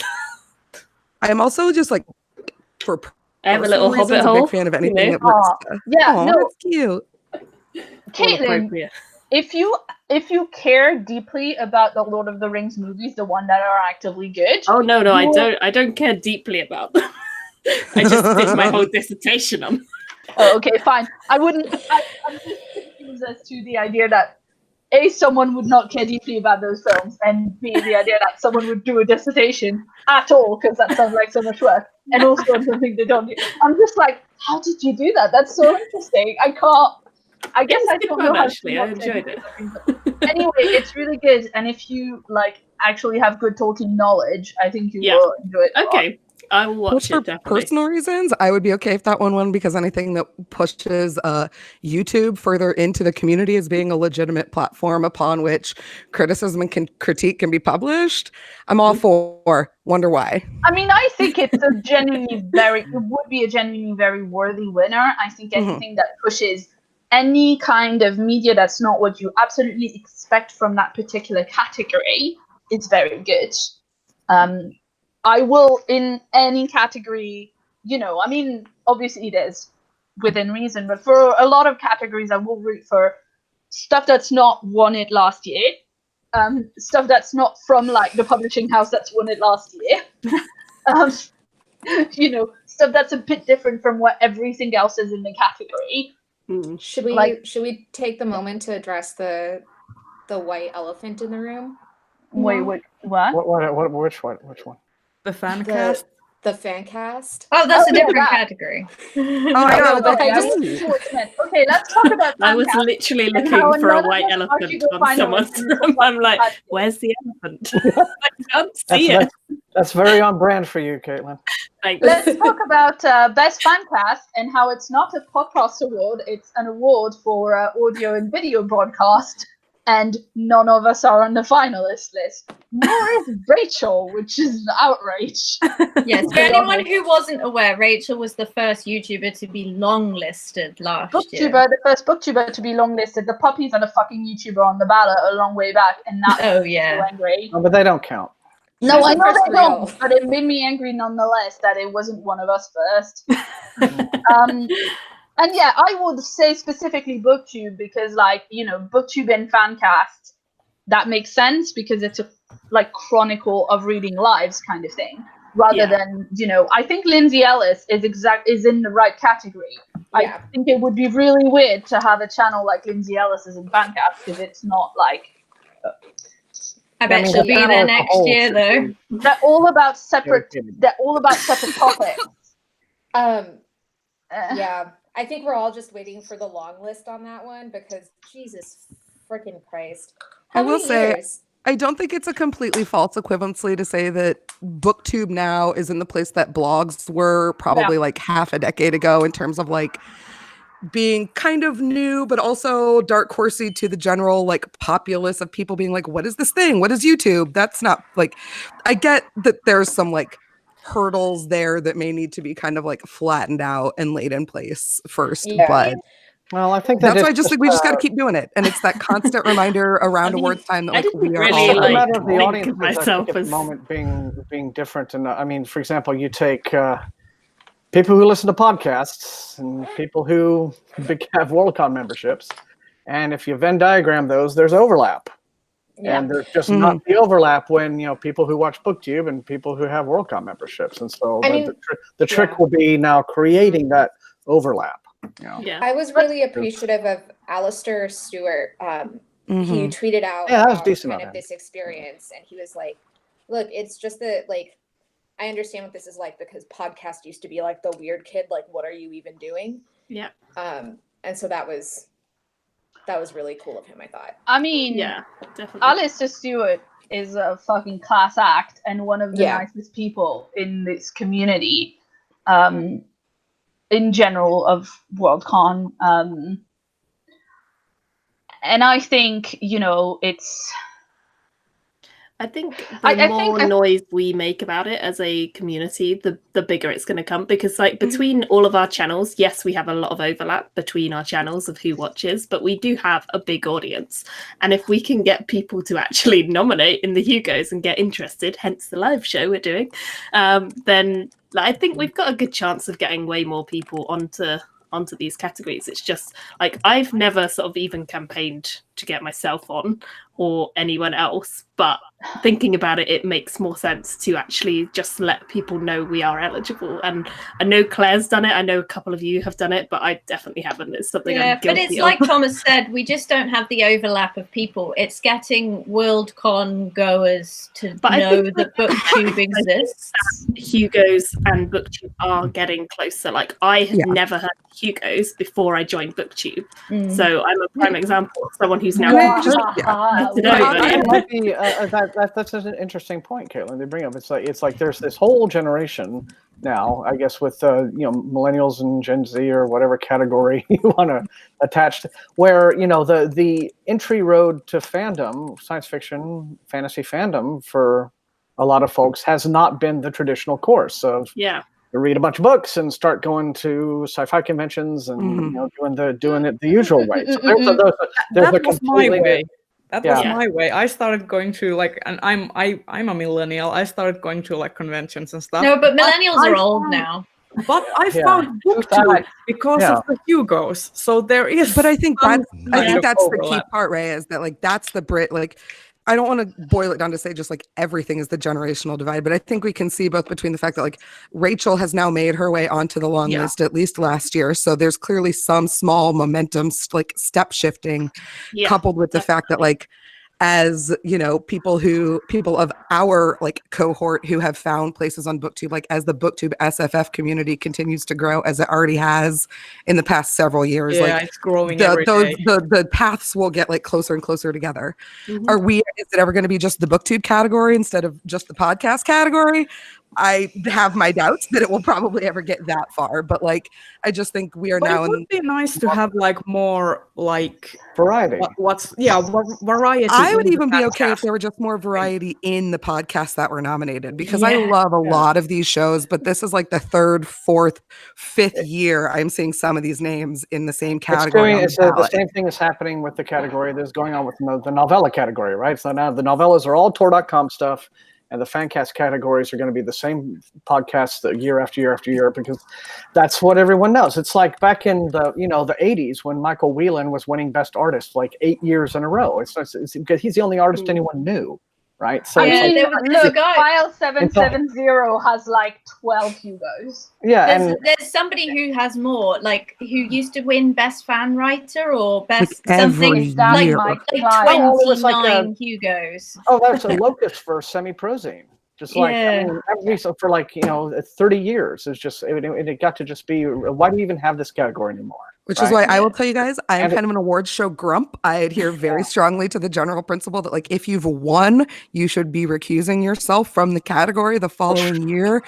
Michael Whelan eventually did, you know. Yeah. Eventually they do. But if you've already won 20, the shine of your recusing yourself has worn off a bit. After the first 10. Yeah, well, that's my opinion is that you should, like, recuse yourself if you won and your show, your production isn't putting out anything new, you know, because you know, like, people can write, like, novels and, you know, they can be super different and stuff. No, but podcasts are always putting up something new. But the problem was the last few years, why would we have ever wanted any of these podcasts to recuse themselves? Because look who was waiting right behind them. Yeah, that's very fair. That's very fair. And that's the problem with things like automatic recusal, like limits and stuff, is that it opens some unfortunate doors. I just wish there was a way to balance somebody this, like I could have predicted within 1 or 2 this entire category of shortlist, like months out from the Hugos. I could have told you what was going to be nominated in this category.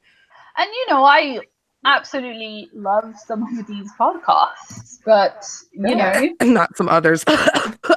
Sorry, what? Yeah. Static. No, on the mic. agreed with you. What I would say is, I think people, to take us back a tiny bit, I think we're quite lucky that people now have different ways to come into the genre. But I think it's just because we have more ways that we consume media in general. For me, I remember first becoming aware of the Hugos by picking up like a paperback from the library that said Anne McCaffrey was the first woman to win the Hugo and the Nebula in the same year for the same story. Whatever, it was Dragon Search, but we're search, whatever. But like, it took years. I was 12. I read sci-fi for a really long time. It took until like I had moved to the UK.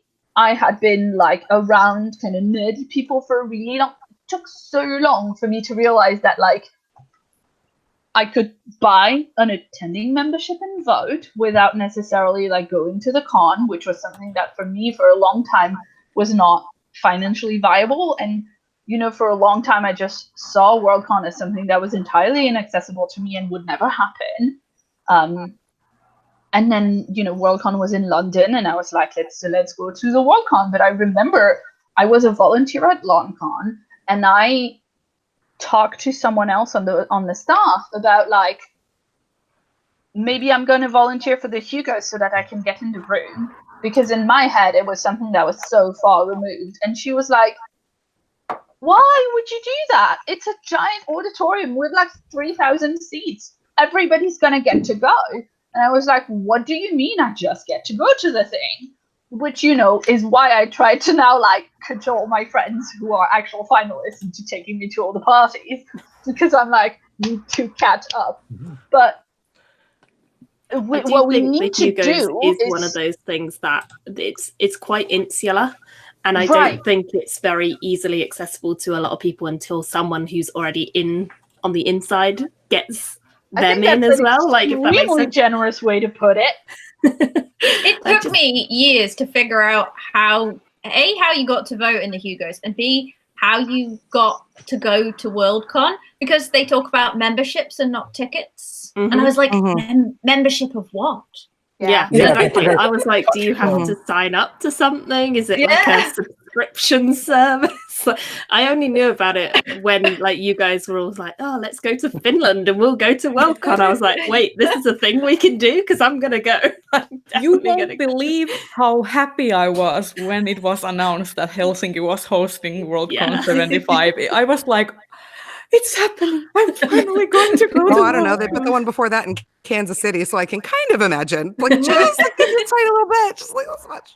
That's like one Worldcon I didn't go to recently was the one that was like an hour drive. I was going to say the one that you could literally have like driven to and like San Antonio. I didn't go. I was just like, yeah. I mean, before all of the Worldcons, I was either too young or they were so far away that it was practically impossible for me to attend in any reasonable way. So this makes me so happy that Europe is finally getting to host more Worldcons. But it's not just that most of them have been in the US for so long. It's also that people will be. Worldcons are hosted by groups that pitch, let me host a Worldcon here. Yeah. And they put a proposal together for a particular city. And, if you put a proposal together for Kansas City or Spokane, it's really good for the people who live near there and or can drive there. Or, with much love to the Americans, people who will be like, "Oh, it's a 12-hour drive, perfect and short. I shall get in my car." I'm sorry, guys. It is such an American thing. It's a Midwest thing. I literally am so American that I'm just like, wait, why are you? That's like, I mean, literally, you get in your car and you drive there. I you stop when you're tired and you drive. I've always lived in a city. I don't know how to drive. Like I know how to drive, but my hometown is a 4-hour drive away, and I'm dreading that drive. So anytime people are like, "I'm going to Booknet Fest," and that's like 18 hours in a car, I'm like, no. When you live in the Midwest, you have to drive a solid 45 minutes to get to anywhere that's not a Target, like automatically at least. I mean, like and one of the coastal cities. Store, yeah. And then people say shit about London commutes, but you know. Commute's fun, but can we talk about another category? Because I can't stay for too much longer. Should we go to? Oh, I had an actual point, but I lost it. Can we do Lodestar and John W. Campbell? Yes, please. Yeah, especially the Lodestar. Which one first? Lodestar. Let's do the Lodestar first, because this category killed it. Amazing. I love the Lodestar this year. They killed it. Such a good category. So good. So I've only read Red Nation. What have people read? I've read 2 of them. I've read The Bells and The Cruel Prince. I've read everything but Tess of the Road. Or no, The Invasion. I've read Children of Blood and Bone, and that's the that's the only one I've read. Bloody magnificent. Yeah. And I had mixed opinions on it. The only one I haven't read is The Invasion, but I read the first one, The Call by Peter Gwynn. Oh, is that a sequel? Yeah. Okay. Yes, this is the follow-up. I haven't read any of these. Tess of the Road, because I love Tess of the Road, and I need everyone to vote for Tess of the Road. Now, do you need to have read like Seraphina and the other ones to read Tess of the Road? Is that like a direct sequel, or you can read it on its own? It's totally its own story. It's about a girl in a universe where there is like kind of some magic, and she like kind of, I want to say kind of medieval based, but she gets pregnant and her family has sent her away, and she's like living with the aftermath of that like unwed motherhood and having like her family blame her and having to hide all these secrets. It's really, really amazing. The cover is amazing. Yeah, it's a beautiful book. Yeah. It's amazing. And I've heard nothing but like absolute raves about it. So yeah. I think the Bell killed it for world building. Weird, Elizabeth. It's so weird how that always happens. What a slippery, tricky finger you have there with that buy button. Oh no. Yeah. I'm torn because I thought the world building on the Bells was amazing, but there's something about the way Holly Black does like dark, sexy fairies that will always appeal to the young adult reader in me that really likes dark, sexy fairies. And The Cruel Prince was just really good. It was really guilty pleasure kind of read that one. I just devoured it. I mean, it's way better than the Sarah J. Maas dark, sexy fairy books. If you're using that as a point of comparison. I've read Holly Black's like older works, like Tithe and those, but I haven't read these newer ones. I wasn't so much a fan of her older stuff, but I think this is a series that's a bit more appealing generally. I want to like the Bells, but I have this thing about the Bells where like I feel like every time I turn around, it's doing something that's super like off-puttingly stereotypical, right? Like the only gay character being the one who puts her in outfits, like for me was off-putting. Yeah, I see what you mean there. I still enjoyed it a lot. That was another one I devoured. All the YA ones, I just sit there and I'm like, yeah, great, love YA. So much fun. Bree, I will have you know that I just put a hold on Tess of the Road on the library. They have a physical copy of it, so you've sold us all. I do think it's interesting that if you'd asked me like 6 months ago, I would have put way more money on Children of Blood and Bone that I'm currently willing to wager on to like take this I'm not award. going to read that one. Probably. Well, I think You probably wouldn't like it, Caitlin. That's probably a fine choice. You probably wouldn't like it. I was very mixed about it. Like Me too. Like Children of Blood and Bone had like interesting ideas, but I felt like I had to do a lot of like mental book doctoring to be able to enjoy it. Yeah. This is what I hear. So it started strong. It really did. It did start strong. I mean, the thing is, it's also very large. Yeah, there you could cut like so many things. Yeah. No. I meant if people are Haven't read looking it at yet. the category and haven't read all of the books and Oh, are she means looking like at, it's popular, yeah. Yeah. Yeah. I also, I don't wonder if the hype machine caught it on the tail end because it was very well plugged That's and very well harsh. blurred. Yeah. When in my circles, when I saw it, it got a lot of hype before it came out. Oh, it was. Oh, it And had now it's all the pre-release hype. And yeah. now it's got like a movie coming, and there's been a director and producers already attached to a movie project. So yeah. Has anyone else read Dread Nation? No, but I really want to. it. I'm really looking forward to it. Sounds so It good. is near the very top of my TBR. The idea sounds amazing, but I have a clinical phobia of zombies, so I can't actually read it. They're not like super strongly featured. Yeah, it's really more about the world building in this story than it is about the I zombies. might try it, but I already know that for me that is a significant trigger, actual trigger. So well, you really don't have to because it does have them. But it's annoying because I want to know. I would say try it. Try it because the zombies don't feature in hugely. That being said, there were parts I really liked, and then there were parts where I was like, wow, I think we could have developed this a lot more. Yeah, it wasn't the best thing ever, but it was just really fun. The ending of it is quite abrupt. Yes. I think. And it obviously has a sequel coming out and whatever is going to continue, but I was a little bit I was getting close to the end of the book and I was like, how are they going to resolve this in an actual, And the answer is they're not. Satisfying way before the end of that. There's 10 pages left. And it's just completely it tells you what's going to happen. It tells you what adventure they're going on in the next book. Mm-hmm. But it just didn't feel all but that the stuff it said about Black American history was just viciously amazing. I usually not here for alternative U.S. American history timelines around the Civil War, but that one was amazing. Okay, Chelsea, I didn't hear half of that. I was just gonna say, usually when it comes to alternative histories, that's not my jam, especially not Civil War alternative histories, because I don't need to imagine what would have happened if the racist people won. But I thought that this one did a really, really excellent job of exploring a different alternative history. I have one question to people who have read Dread Nation. Have you listened to the audio? Yeah. No. Is the audio good? Because I think it was okay. Because I think if the audio is good, good, then I might be able to try it on audio and see if that's. I think that audio is a good bet for you. I enjoyed it on audio. I don't know that it's the best audio performance I've ever heard, but there are some fantastic audio performances out there. Yeah. And it was pretty solid. All right, friends, it's 3:00. I have to go. This was fun. Bye. Bye. Should we talk John Campbell? Yeah. Yes. Let's. Can I start by saying, why haven't they renamed this award yet? No. Because of the generational divide.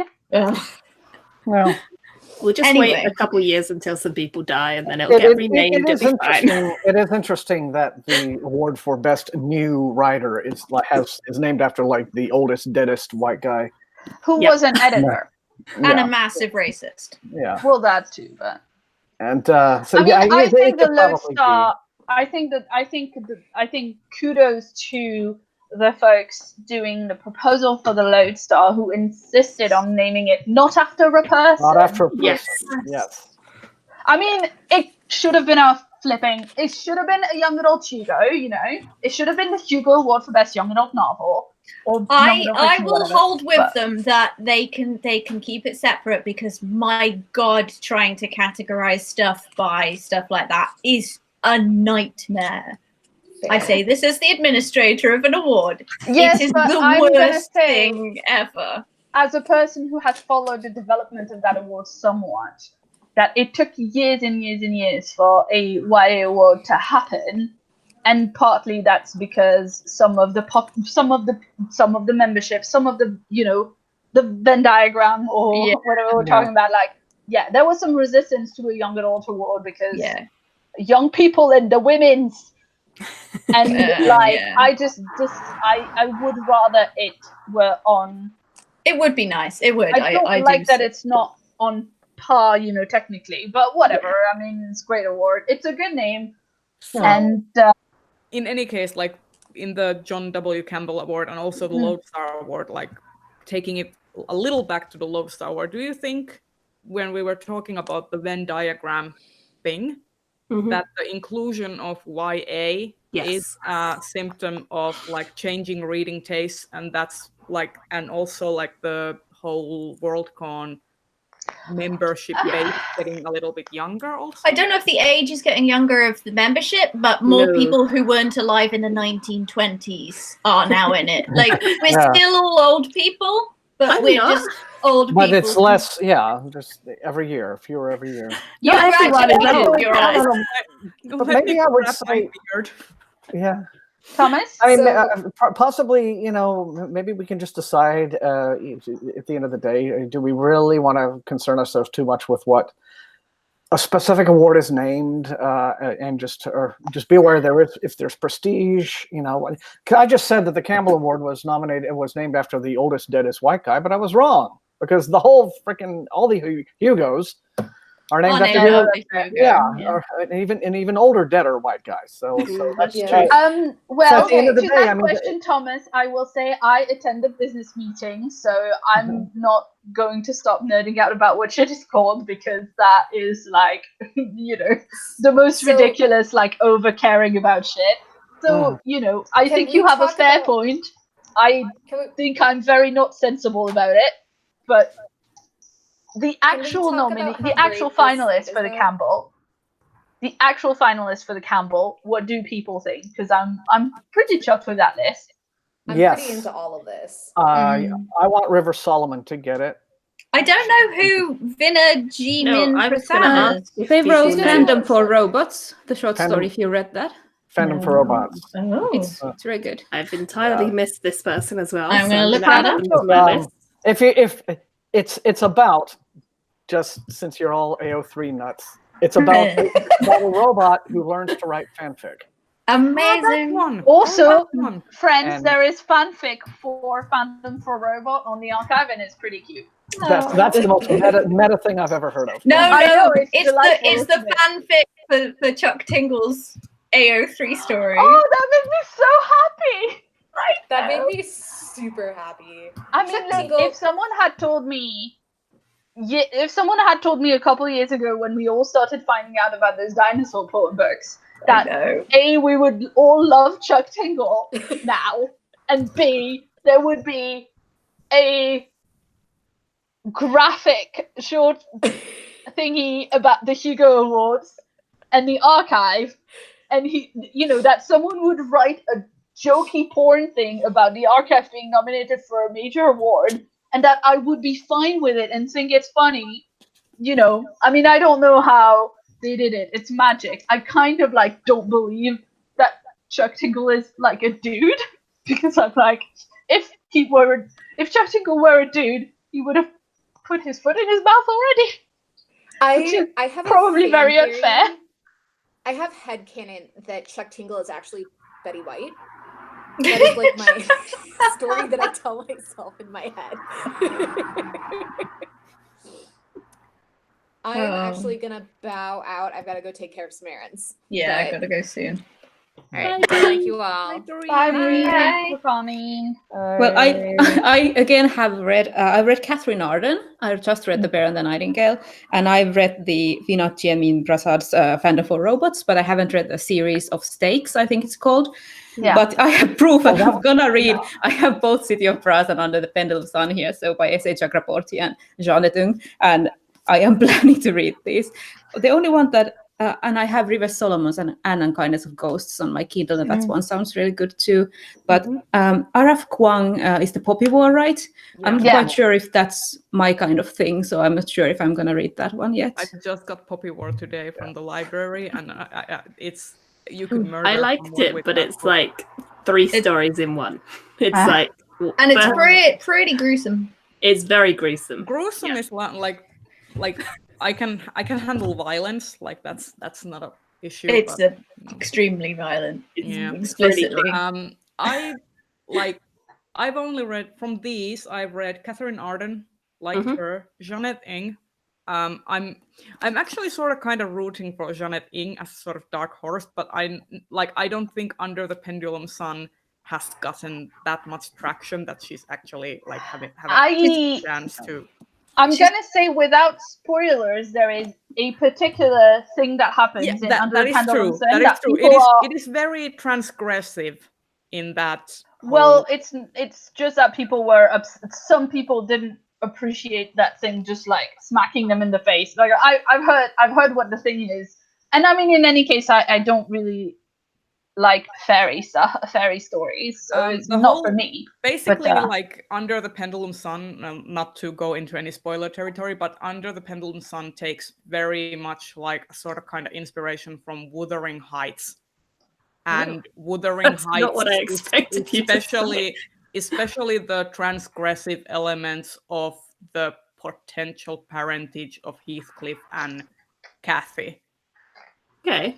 And that's one of the inspirations of Jeanette Ng in Under the Pendulum Sun. I like. I do want to buy that one and read it. I think you bought it when we were very dark. Yeah, didn't you, Elizabeth? It's very dark, like, I wanted it and then. it's not like people going into it and thinking that it's supposed to be a sort of like there's supposed to be romance in a romantic sense. That's not it. That's not what. Like no. Well, you're just making this sound like the best book ever. I think I'm just ready to jump into this one.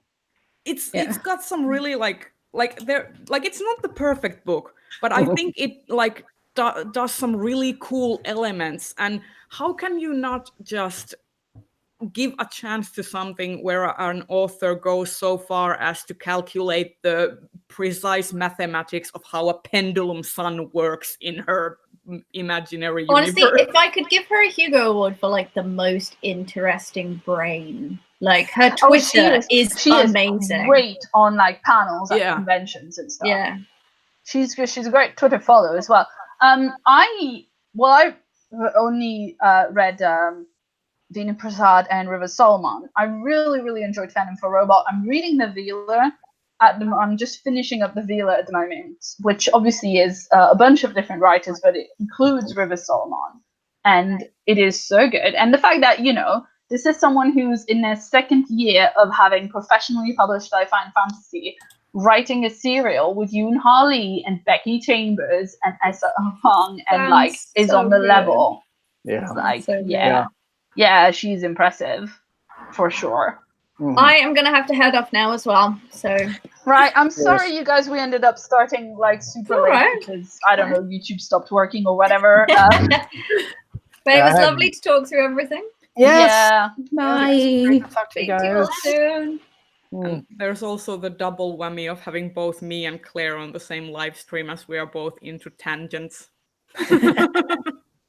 Well, I just think because I was I think I was very frazzled by like the thing not working, so I was planning to go more on a panel direction from the beginning, but that's all right. I think this has been a good way to do things. We just all chatted like mad people about the Hugos, which is kind of what we wanted in the first place. Do you want to like briefly go through the dramatic presentations too? Yeah, I was going to say very briefly that I'm not down with having best art book as a thing, because unless they are all in the Hugo Voters packet, that is the most stupidly expensive category. I own some of these books and they are so expensive. I have one of them. So that's not great. Briefly about the editor categories, because I know, Claire, that you had some thoughts about why there I hate them. I mean, it's fine, whatever. It requires a lot of homework. I think it should be in a juried award and not in a popular vote award. It's not a new take. I think perhaps if we are out of time, we want to look at something that maybe more people are interested in, like dramatic presentation, rather than me saying like, I can't vote on this because who knows what an editor does. Me, I am one. No, I know that. I know it's not a professional award. Like, okay. Yeah, it is the sort of thing that I think even a cursory knowledge of what an Okay. editor doesn't even begin to give you any insight on how to actually judge an editor. Yeah, exactly. It should be something that's judged by a panel rather than a popular vote. Something like that. People who know. Like I'm always just like I think there's a good indicator of the excitement that when you're like browsing through the nominees, which are the categories that you just quickly scroll by, and the editor categories are always like, okay, cool. Go. I mean, obviously that's not the same for everybody, and some people will care about it more and know about it more. Yeah, I think know I less about recognize other things. However, I work in the publishing industry, so I recognize their names a lot more. But I think if you don't work in the publishing industry, it's maybe not as important to you. I don't know. I would say that all of us.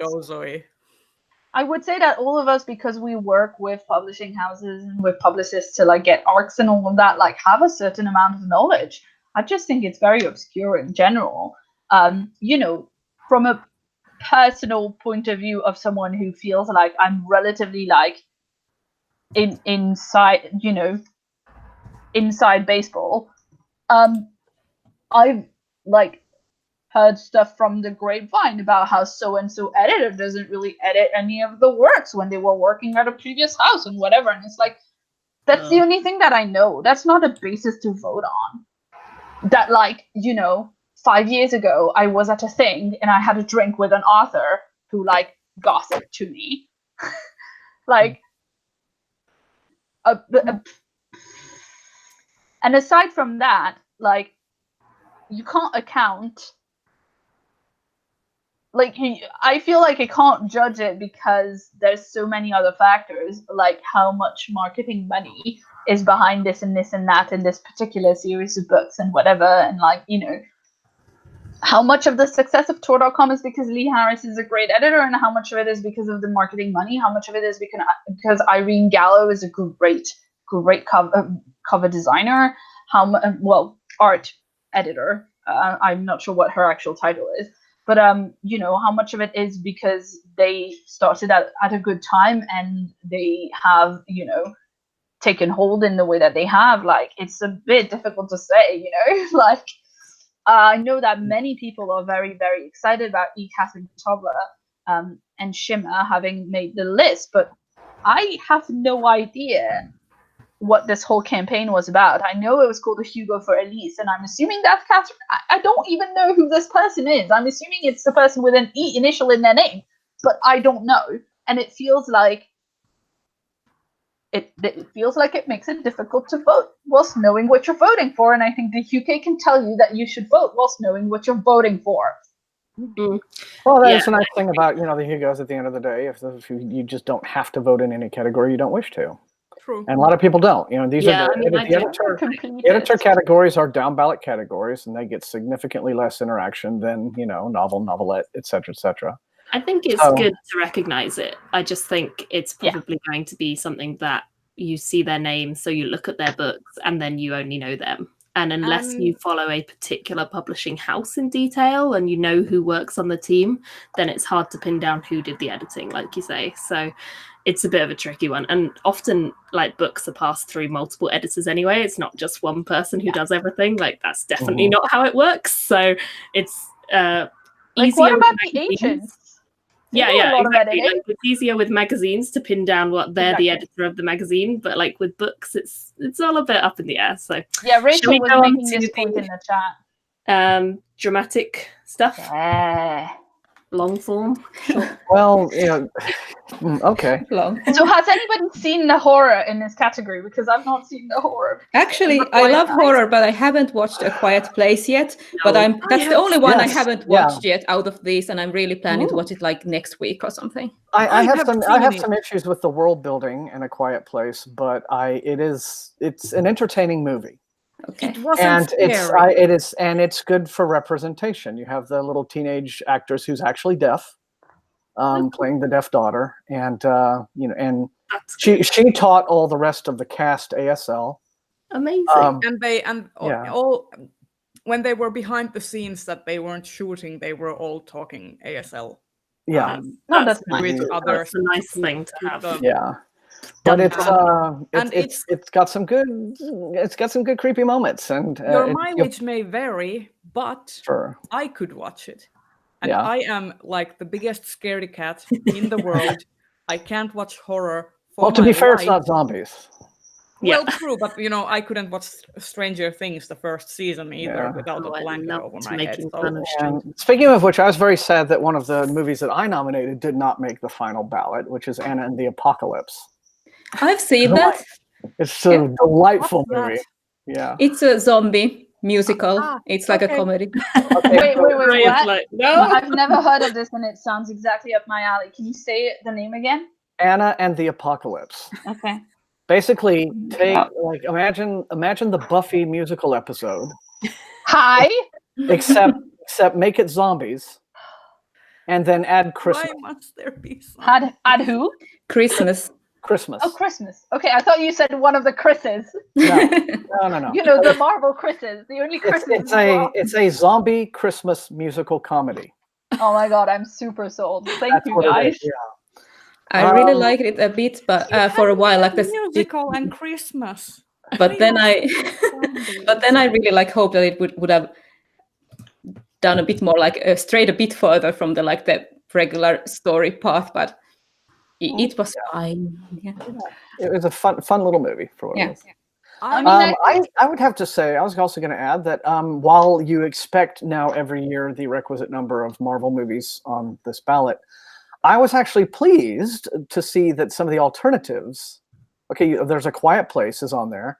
Annihilation made it onto the ballot, which I was considering how the studio did everything in its power to bury that movie. That was impressive to see. And Sorry to Bother You made it to the final ballot, which is fantastic. That is such a good movie. And it just came out of nowhere. Yeah, I haven't seen it yet. I'm so looking forward to it.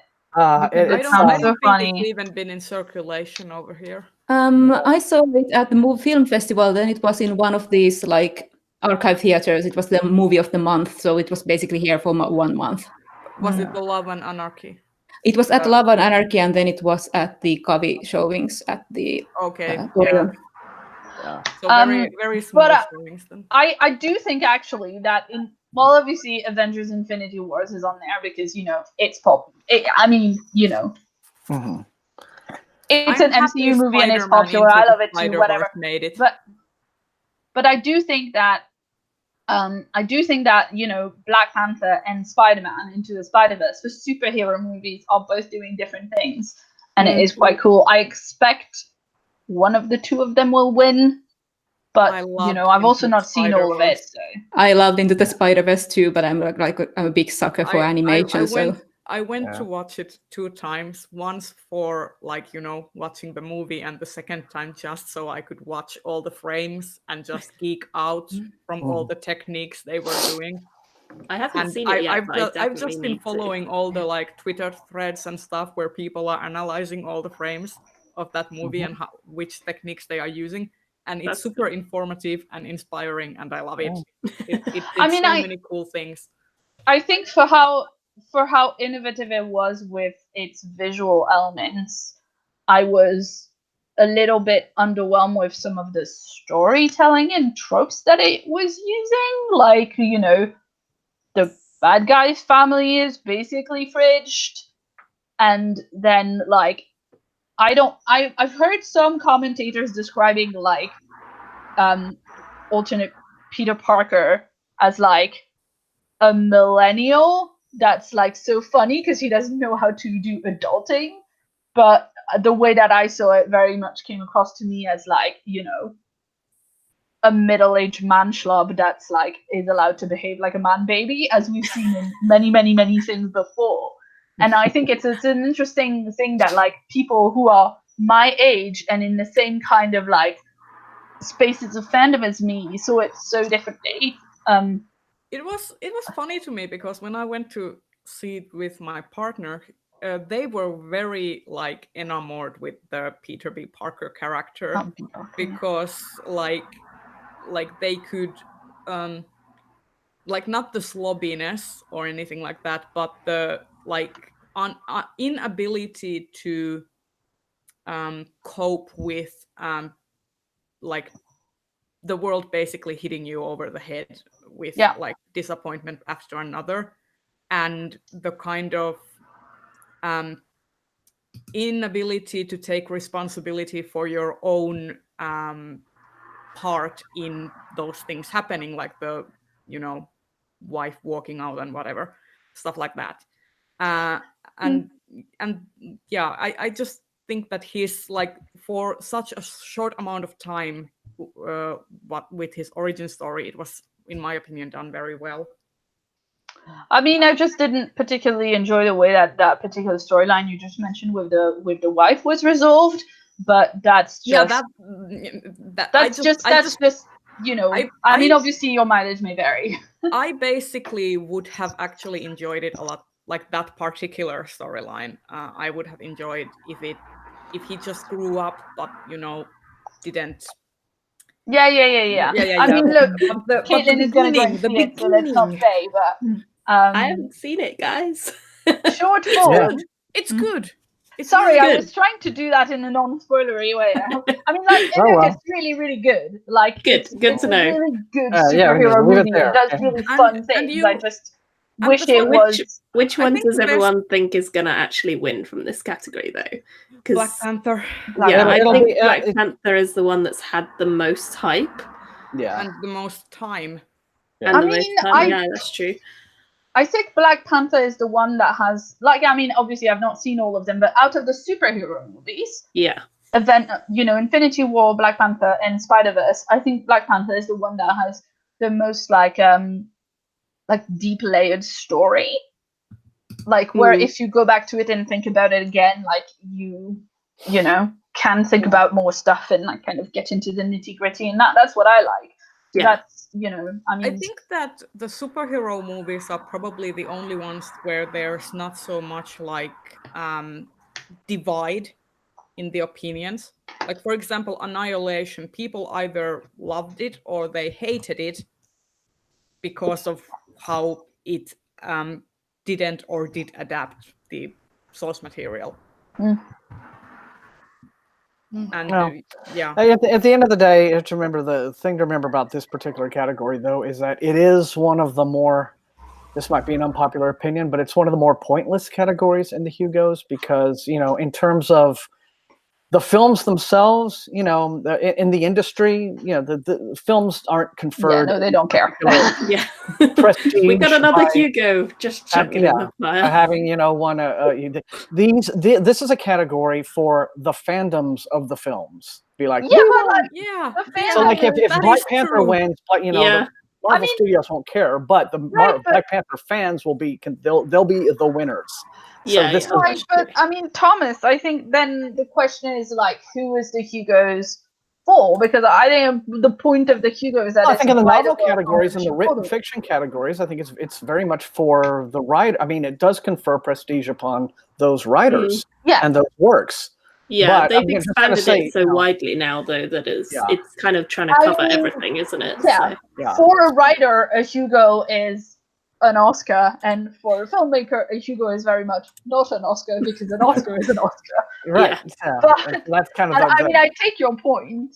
Are we ready? And we were talking about that last Worldcon when I think a couple years ago, I think it was Helsinki, where the person who adapted Arrival actually like showed up, and you know, one of the things about Game of Thrones having so much traction in short form is that, like, because George R. R. Martin is so involved in Worldcon and the Hugos, like, the makers of that show actually do come to the Hugos. Right. And I don't want to also discount, you know, the studios are one thing, but you're right, the actual filmmakers or the human beings involved in the production of the thing. They often do care. Remember last year when Get Out won the Nebula. The screenwriting category, and Jordan Peele sent, you know, had an email that was read out at the podium, talking about like his influences and Ray Bradbury and all of that, and how he was like, you know, I'm just as honored to get this as I would be anything else, and so that was really special. So I shouldn't mean to say that, you know, the filmmakers themselves, individuals, you know, the creatives, involved in the projects don't care, but in terms of like, you know, the actual prestige accorded upon, you know, you're right. I mean, when Hollywood has the Oscars, the Hugos are just, I think they're more for the fans to say like, you know, here's what we enjoyed this year. I think the way that, you know, the way that Joe Walton put it in An Informal History of the Hugo, where the premise of that series of posts was to see whether the Hugos were an accurate screenshot of fandom and speculative fiction in that year. That's a really interesting way to look at it, I think. I think now we're getting back to it, which is lovely. Because in a few years ago it wasn't so much. But yeah. And I guess we're seeing more, you know, there's been in the last several years where there has been now more of a trend of Hollywood snapping up literary SFF properties. And now we have, you know, the actual SFF writers now being involved, like Nnedi Okorafor adapting Wild Seed for Amazon. Yeah. It just made my brain melt when I read that news. I was like, yes, that's in a perfect world. I mean, what else would? So, yeah. Shall we go on to the? I guess there's let's talk about short form quickly, and then maybe I think that's pretty much it. Really. I just want to say that we don't have The Good Place season 3 available in Finland yet, or the season 2 either. Yeah. So nobody spouts spoilers. So have you guys seen season 2? I have actually seen season 2. No, that's fine. I've been loyally waiting for it to be on Nordic Netflix. Yeah, we only have season 1. Use a VPN, they're legal. Use a VPN, they're legal. Our VPN is blocked. That's how I actually saw season 2. I was lucky. I've used VPN for a number of different sites, and they start blocking them. And then you have to switch clients and do a whole number of different routings where your VPN like IP changes every like 5 minutes so that it doesn't like it's a mess. And this Article 13 over there is a very worrying thing. I mean, not to get into it, but Article 13 relies on the people who would suffer most by Article 13 to, actually enforce Article 13. So we'll see what happens. But YouTube is not going to put in more restrictions on content that gets put up on YouTube if they don't have to. So yeah. So I've not seen any of the short form. Yes, I have no horse in this race. So I have no idea what's going on. Yeah. I've only watched season. I've seen Dirty Computer. I've seen some of Dirty Computer. I want to sit down and properly watch it now. I've seen the Good Place episodes. I think they're great. I've seen Rosa, the Doctor Who episode, which is about Rosa Parks. It was, Did Claire lose visual? Yeah, I can't see Claire either. We can hear you, but we can't see you. So just keep talking. Sorry. Yeah. So Doctor Who is something that I've been going on and off for a number of years, and I need to sit down and catch up because I have not sat through so many years of Doctor Who being a dude and written by Stephen Moffat to abandon Doctor Who when it's a lady doctor.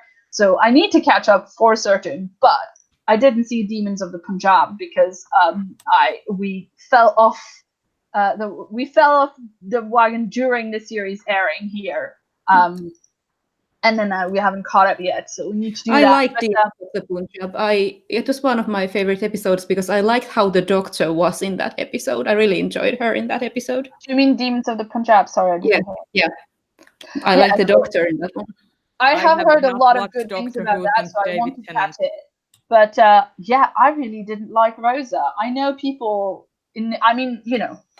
I didn't grow up in the UK, so obviously my view of it is not informed by that. People in the UK were talking about how great, how groundbreaking it was for an episode of Doctor Who, which is a show for children that children watch, and it's something that they saw when they were growing up and all of that, how groundbreaking it was to have a whole episode about Rosa Parks and to be talking about racial issues and whatever. And obviously it was written by the showrunner, but also Mallory Blackman, who's a black. Yeah, I like Mallory Blackman's books. So I imagine it. Like, it's about the Doctor, who's a white lady, making sure that this event in history happens.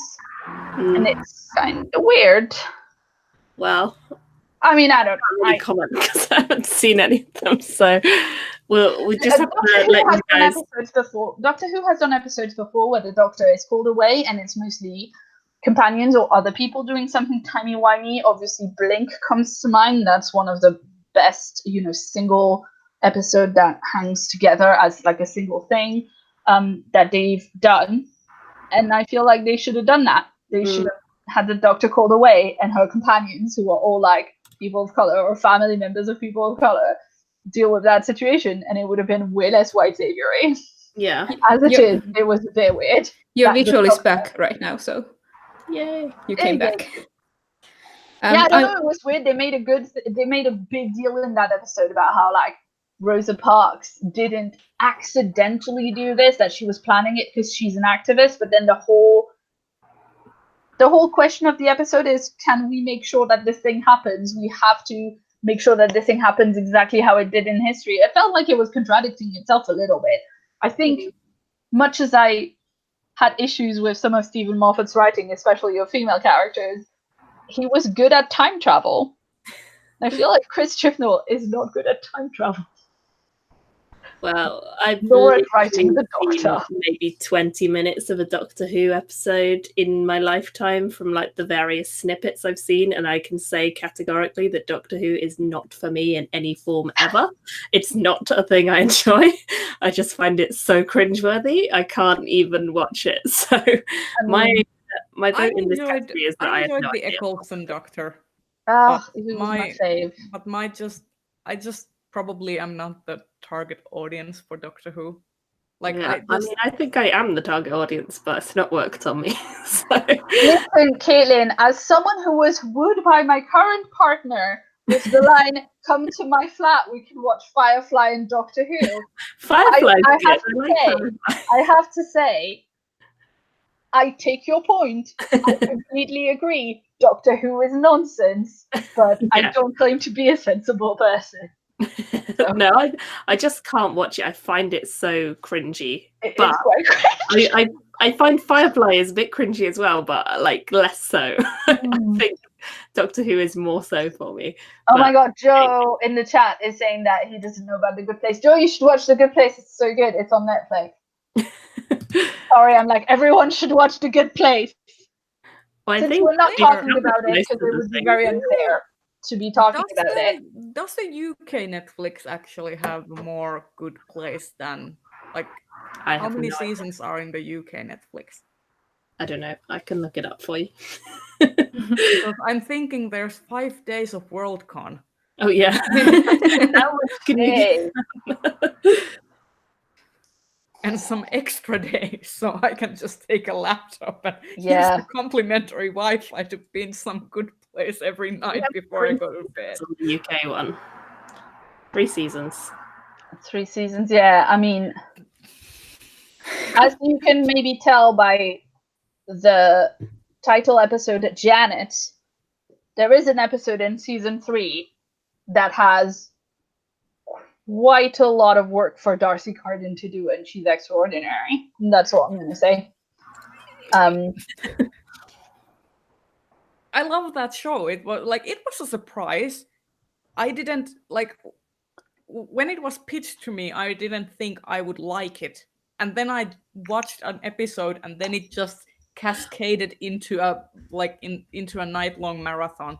Well, I mean, I will watch Kristen Bell in most anything, to be honest, because I love her and she's incredibly charming. But also, it's just the narrative on this show is really, really very often quite surprising, and they don't waste time, there are some plot points that you would expect to take 1, 2, 4 seasons on another show, and they've run through them in one episode because they take the best bit out of it and then they move on to a different idea. And it seems maybe, I don't know, I've not I guess it runs the risk of being maybe a bit frantic or like writing itself into a corner, running into a wall, and not being as great as it's been before. But it's not gotten there yet for me. So, yeah. I'll have to give that one a try because I have got Netflix. It's very good and very short. Like it's short episodes. Everyone in there is. There are 2 more seasons in the UK Netflix because I know what I'm going to do in my but Reija, you need someone else who has the UK account because the EU did so that you can only watch Finnish content when you move around the EU. Claire, I need access to your account during Worldcon. So you can only your own country's selection is available when you move around the EU. You have my axe. You have my sword. You have my bow. Also my Netflix account. Yes, I mean I will sit down and watch it with you because I've seen this show like I think I've seen it through 3 times already, and I'm still watching it from the start, like for a 4th time to just get everything. So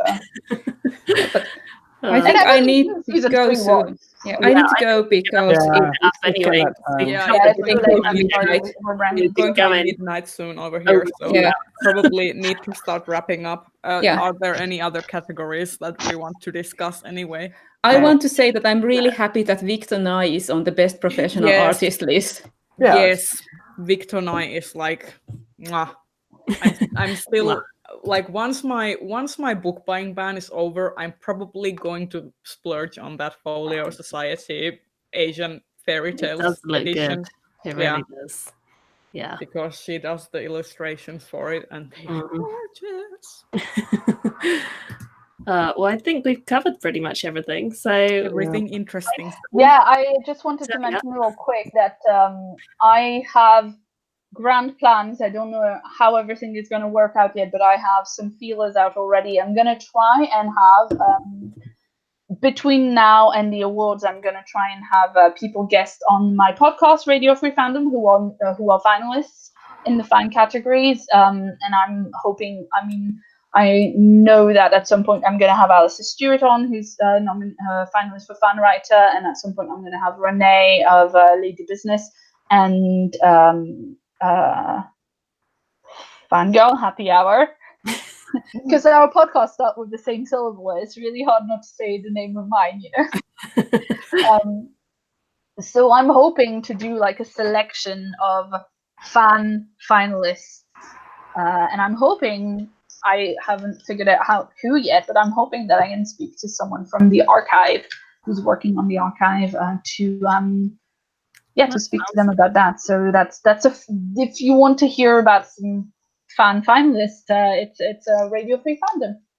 Cool, and I will link everyone who's been on this live show in the description as soon as this is over, so that everyone who's been watching and doesn't know everyone's channels can go and find them. So you'll find everything. Caitlin, thank you so much for emergency saving everything. That's okay. Thank you everyone for coming, and thanks everyone in the comments, and we shall see you all soon. Bye. Bye.